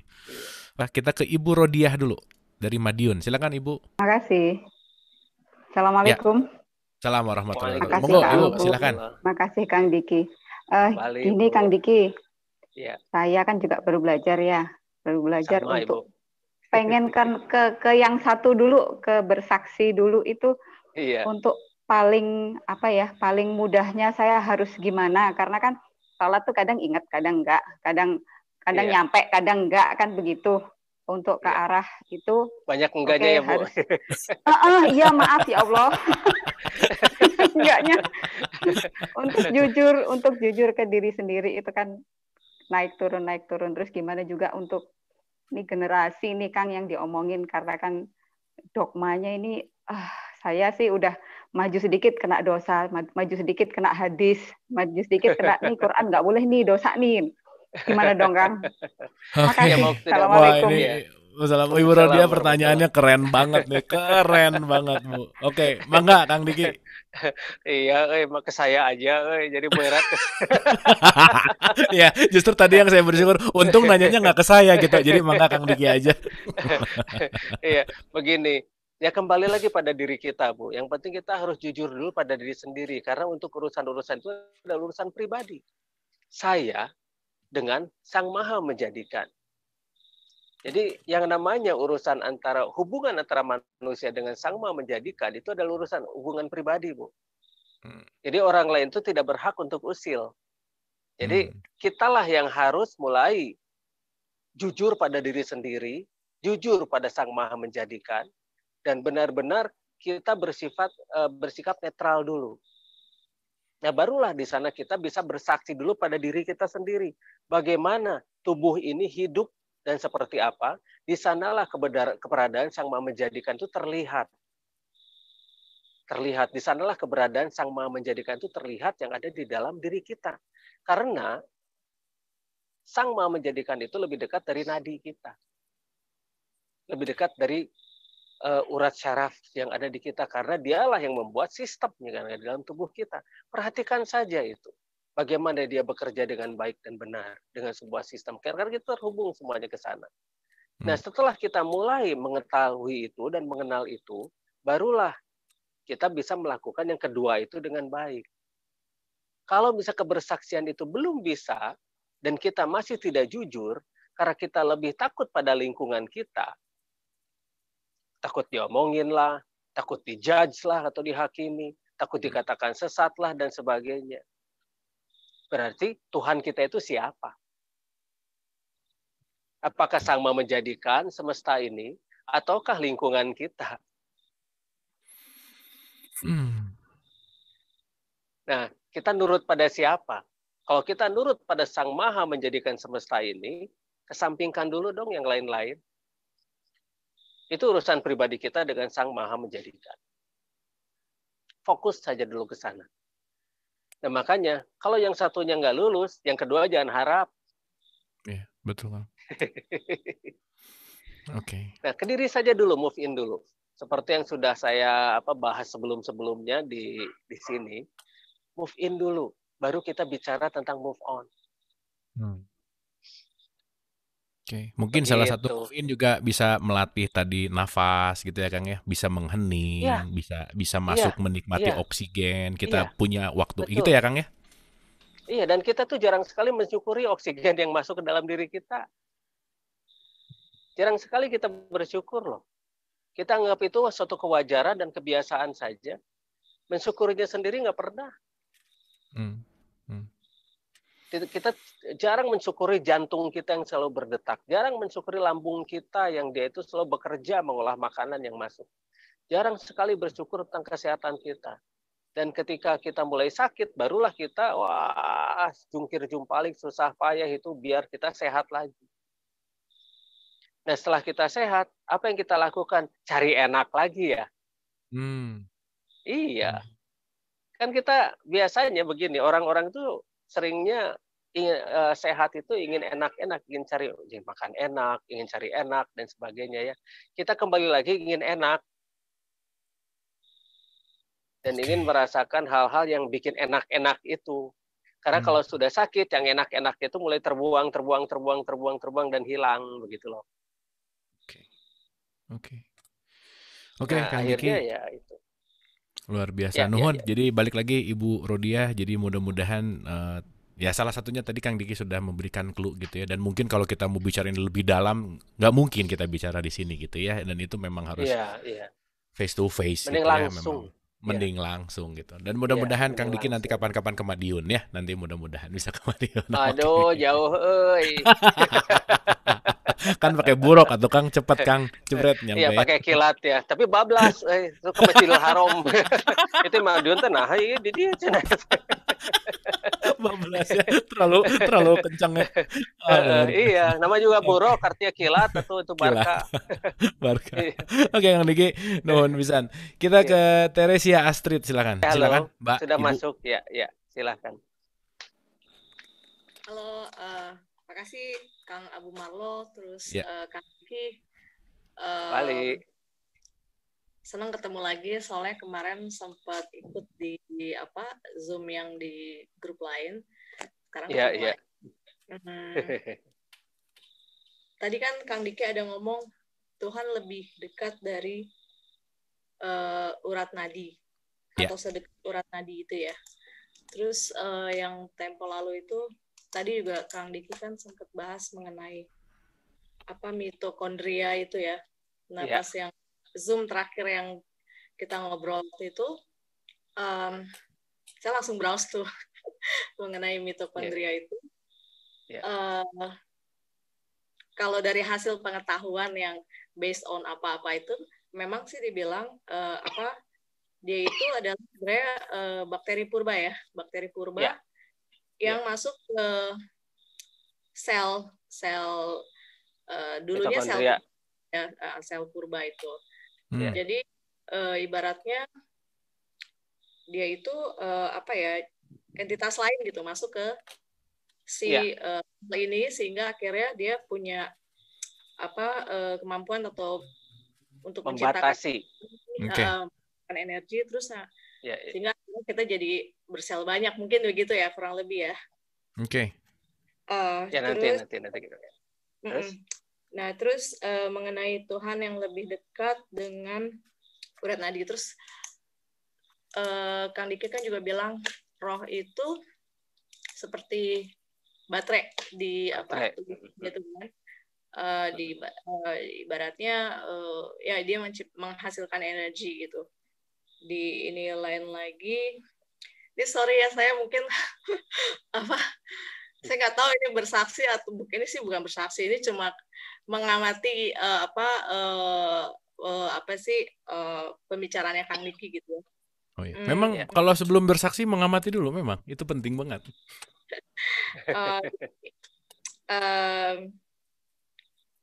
Roh itu kan seperti baterai kalau di handphone itu kan.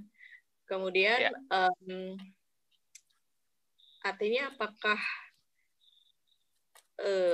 gimana ya saya menghubungkannya, roh itu ini saya ngubungin lain dengan hal yang lain lagi ya, mungkin ini nggak bahwa kalau mengenai tadi tuh ada oknum-oknum yang berusaha untuk menutup kecerdasan atau menutup kemampuan yang harusnya bisa dicapai oleh spesies manusia ini gitu ya. Itu dia melakukan blok di mitokondrianya itu gitu kan. Waktu itu Kang Diki pernah ngomong seperti itu ya. Itu kalau saya ngamati mungkin itu ya lewat industri makanan dan lain-lain, terus juga tapi ya, saya salah satunya ya, tapi mungkin lebih banyak masuk lewat dogma doktrin juga gitu, karena kan salah satunya juga itu salah satunya ya. Oke. Oke. Boleh mungkin kalau saya jelasin, X-nya adalah mitokondria, Y-nya adalah ruh, yang ketiganya adalah dogma gitu. Ini apa kaitannya di antara X, Y, Z ini gitu ya kira-kira ya Mbak Teresia? Gitulah. Oke ya. Oke. Thank you Mbak Teresia. Boleh Kang Diki untuk langsung direspon? Iya begini. Kalau saya langsung respon ya, sebetulnya arah pembicaraan dari ini tadi kan pertama Tuhan tuh lebih dekat dari nadi. Terus bicara tentang mitokondria. Terus bahwa roh itu seperti baterai dan sebagainya. Terus di dalam mitokondria itu ada bakteri gitu kan, yang bakteri purba dan sebagainya gitu kan. Beginilah, sudah kita bahas saja sekarang. Sel mitokondria itu memang di dalamnya itu ada sebuah bakteri yang namanya clad atau bakteri purba. Nah, fungsi dari bakteri purba itu memang itu diimplankan sejak sejak manusia itu berkembang biak, dan itu diturunkan secara turun-temurun. Itu memang diprogramkan pada manusia, oleh manusia, agar kemampuan manusia itu tidak maksimal, hanya 2,5% dari kemampuan yang seharusnya. Nah, kemampuan yang seharusnya itulah yang 100% ini hilang. Nah, bayangkan ya, Superman itu cuma 40% dari kemampuan manusia. Dia bisa terbang, terus dia bisa ada mata laser dan sebagainya, X-ray vision, tiupan super, tenaganya super dan sebagainya. Itu 40% dari kemampuan manusia, dan itu sebetulnya cerita dari kaum Lemuria. Kaum Lemuria itu rata-rata 40%. Dan itu diceritakan oleh yang namanya orang yang mengetahui persis kehidupan kaum Lemuria. Nah, dia membuat cerita-cerita tentang itu dalam bentuk komik. Nah, makanya dulu yang namanya Lex Luthor itu belum ada. Yang ada Superman itu botak dan jahat. Dan akhirnya karena tidak laku, dirubahlah Superman itu jadi ganteng. Jadi rambutnya berbentuk S, nah terus kolornya di luar. Satu kekurangan Superman, kolornya di luar ya Kang ya. Iya, tapi sekarang dia udah insap, kolornya di dalam. Yang terakhir mah udah di dalam ya. Oke. Nah terus, kenapa bisa sampai seperti itu? Memang itu ada rekayasa genetik. Jadi manusia itu, yang namanya manusia, itu ada proses proses bagaimana si sel mitokondria itu dihambat akselerasinya sehingga yang keluar hanya 2,5% dari kemampuannya. Itu ada di dalam sel mitokondria yang bernama bakteri. Bakterinya itu namanya bakteri purba yang namanya clade. Saya waktu itu pernah ngobrol dengan seorang ahli sel mitokondria itu yang dari yang bernama Prof. Sengkot Marzuki. Beliau juga itu sudah meneliti sampai tingkat sel dan sehingga beliau pun menemukan bahwa di dalam sel mitokondria sendiri itu ada bakteri purba. Cuma belum diberi nama. Nah, kalau saya tahu nama itu hasil dari penelusuran dari dari ngobrol dengan diri sendiri itu gitu. Bahwa di dalam sel mitokondria manusia itu ada pembatasnya namanya clade. Nah, dari sana mungkin pertanyaannya kenapa sih Tuhan itu lebih dekat dari nadi tapi tidak melepas si bakteri itu? Mungkin itu yang ingin ditanyakan salah satunya. Oke. Nah, begini. Tuhan itu tidak akan merubah nasib suatu kaum kalau dia tidak berusaha. Jadi, manusia itu punya free will. Nah, free will semacam begini itu ada di tiap individu. Jadi, semua harus dilakukan dengan sendiri. Teknis-teknis langsung diberikan, tapi tolong jangan mengharap keajaiban begitu loh. Oke. Jadi silahkan kalian coba sendiri, karena golongan kalianlah yang membuat ini, dan golongan kalian pula lah yang harus coba merubahnya kembali.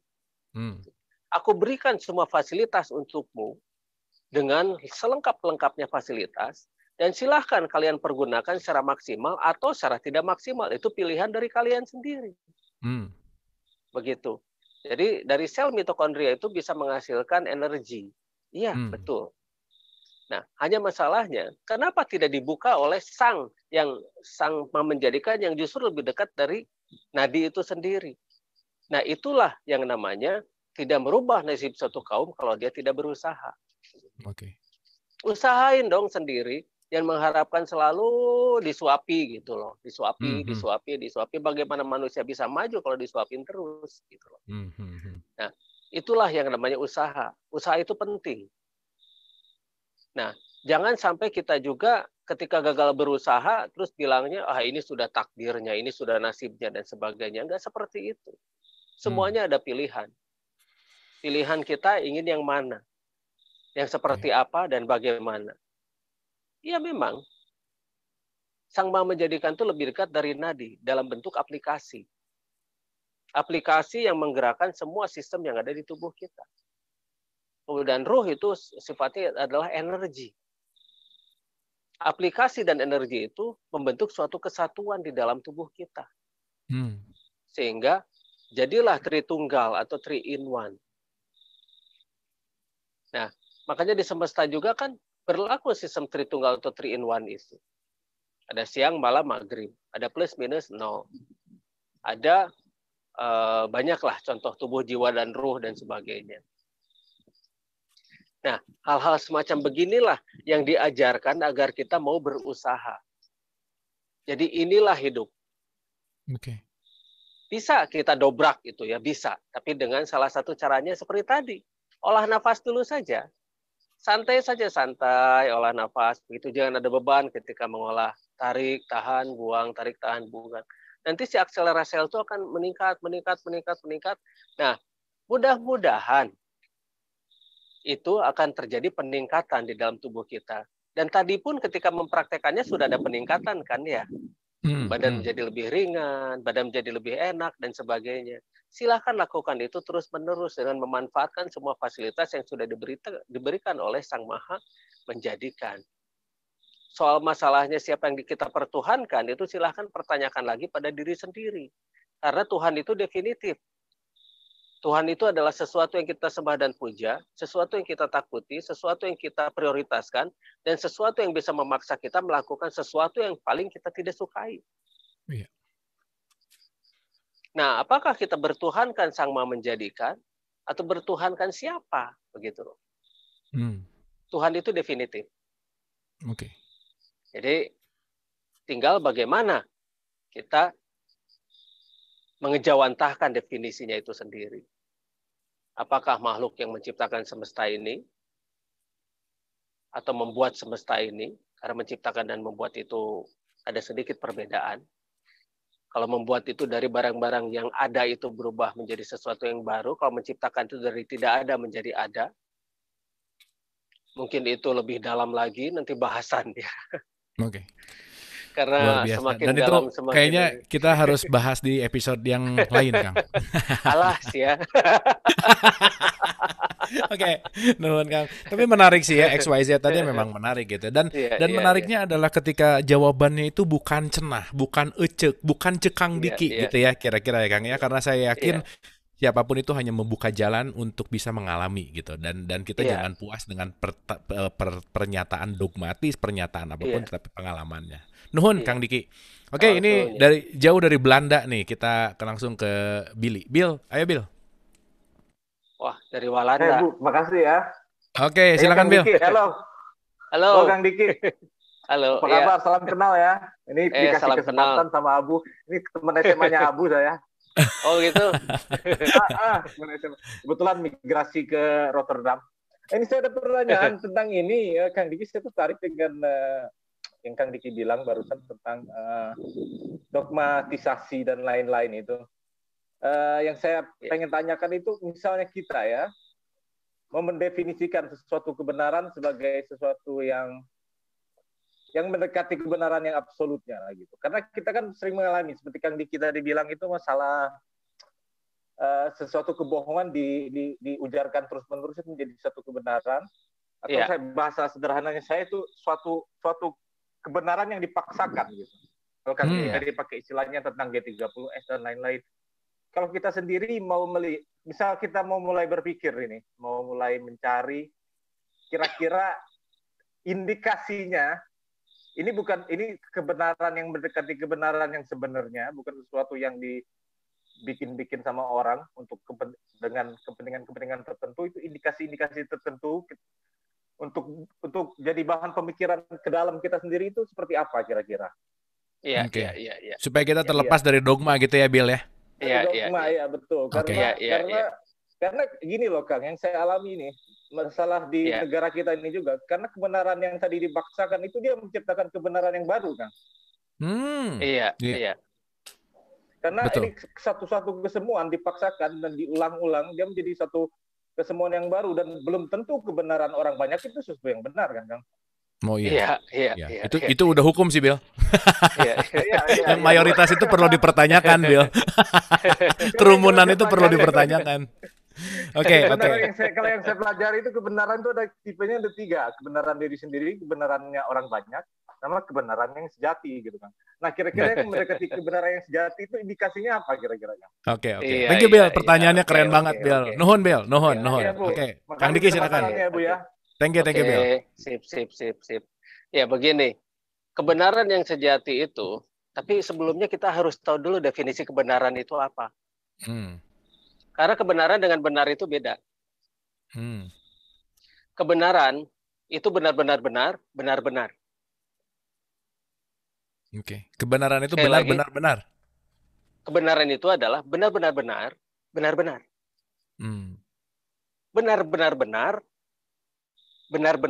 ya. Benar-benar. Oke. Jadi 5 kali benar. Benar-benar. Oke, Kang. Iya. Itu kebenaran ya. Benar-benar dan benar-benar. Oke. Nah, kalau benar itu pasti mengenal salah. Ada lawannya. Apakah kebenaran itu ada lawannya? Karena kalau misalkan keniscayaan itu tidak ada lawannya. Karena kebenaran yang absolut itu adalah keniscayaan. Oke. Kan sudah dibahas tadi. Oke. Kebenaran yang absolut, kebenaran hakiki, kebenaran sejati itu adalah keniscayaan itu sendiri. Jadi ketika kita berbicara tentang manusia itu tidak bisa hidup tanpa oksigen, siapa sih yang mau berdebat? Tidak ada. Manusia itu tidak bisa hidup tanpa makan, siapa sih yang mau berdebat? Tidak ada. Tanpa minum juga tidak ada yang bisa berdebat. Nah, itulah kebenaran sejati, kebenaran yang hakiki. Soal pendapat tentang kebenaran itu sendiri, itu tergantung dari definisi tiap orang tentang kebenaran itu sendiri. Tapi yang jelas, kebenaran itu tidak terbantahkan ketika kita mulai berbicara tentang kebenaran yang absolut, kebenaran yang sejati. Berarti kita berbicara tentang keniscayaan itu sendiri. Okay. Nah, kalau misalnya yang namanya benar dan salah, itu bisa didoktrin dan didogmakan. Dan itu masih bisa diperdebatkan. Jadi yang paling mudah, apakah yang ketika kita berbicara tentang kebenaran itu masih bisa diperdebatkan?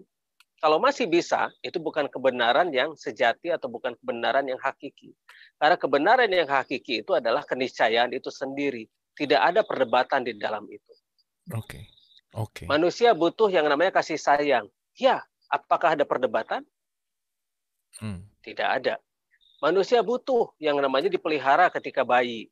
Karena dia tidak bisa memelihara dirinya sendiri ketika bayi. Apakah ada perdebatan? Tidak ada. Betul. Itulah kebenaran. Nah, kalau misalnya benar yang diunggah dan kemudian itu sebetulnya adalah kebohongan yang kemudian dikemas. Apalagi kebohongan-kebohongan yang dikemas dengan mengatasnamakan Sang Maha Menjadikan. Nah, inilah yang berbahaya. Misalnya untuk urusan politik lah sekarang ya. Ulang-ulang aja tuh berita yang bohong. Ulang-ulang saja terus berita bohong. Makanya itu akan bisa dianggap benar. Asal diulang terus setiap hari. Terus. Jadi kebohongan yang diulang-ulang secara terus-menerus akan bisa terlihat menjadi benar. Lalu akan membentuk kebenaran-kebenaran yang akan membuat cara-cara kebenaran yang baru lagi. Nah, makanya kita lihat saja buktinya sekarang. Kita lihat fakta dan buktinya. Apakah planet ini maju dengan pola-pola yang sekarang berlaku? Terbukti tidak kan ya? Betul. Malah kita terkotak-kotak dalam bentuk negara-negara.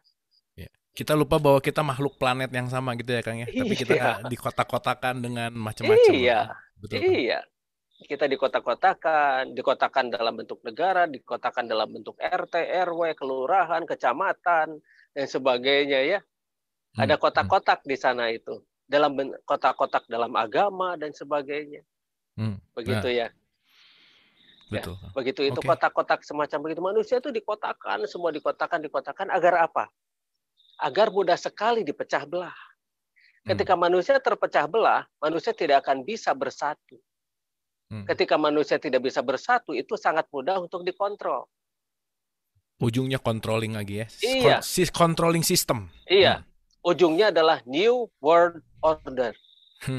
Yes. Jadi bagaimana manusia itu harus bisa dikontrol semuanya di dalam satu kontrol.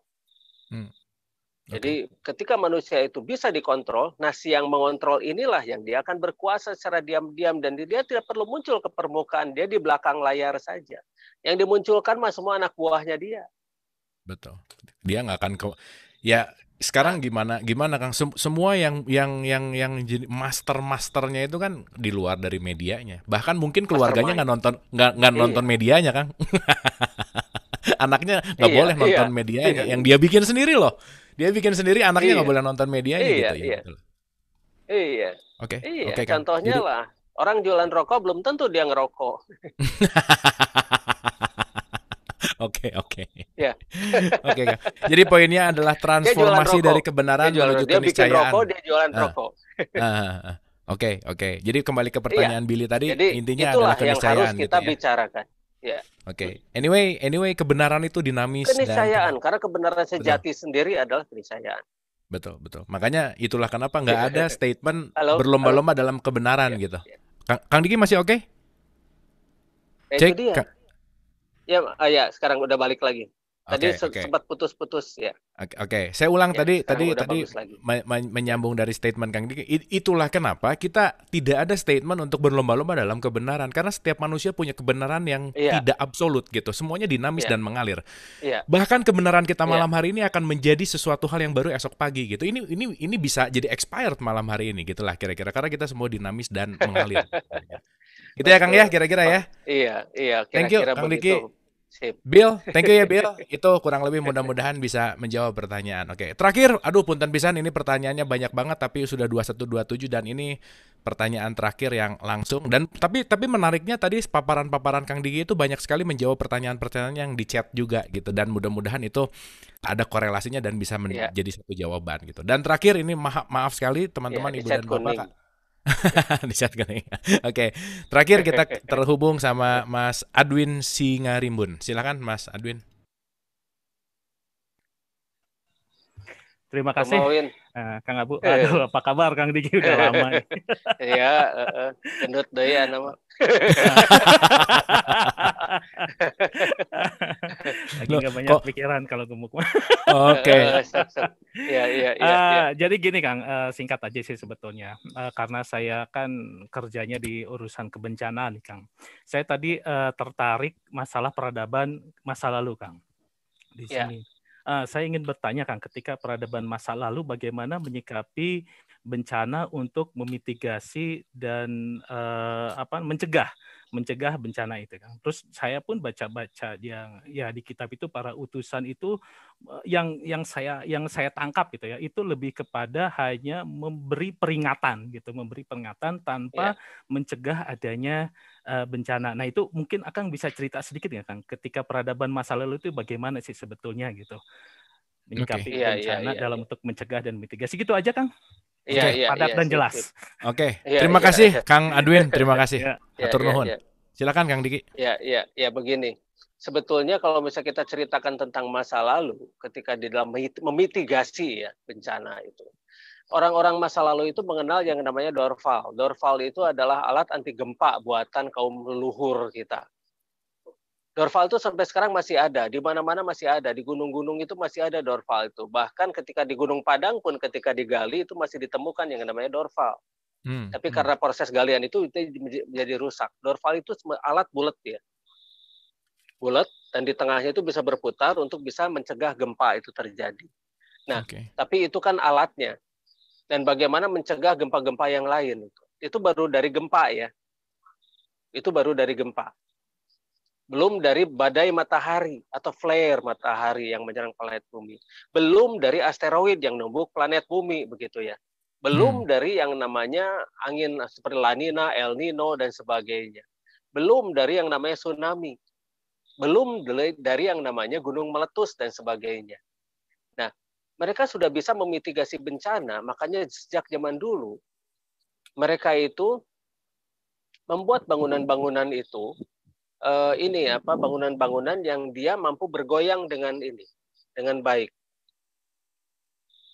Jadi bangunan-bangunan mereka itu jarang yang ditanam ke dalam tanah.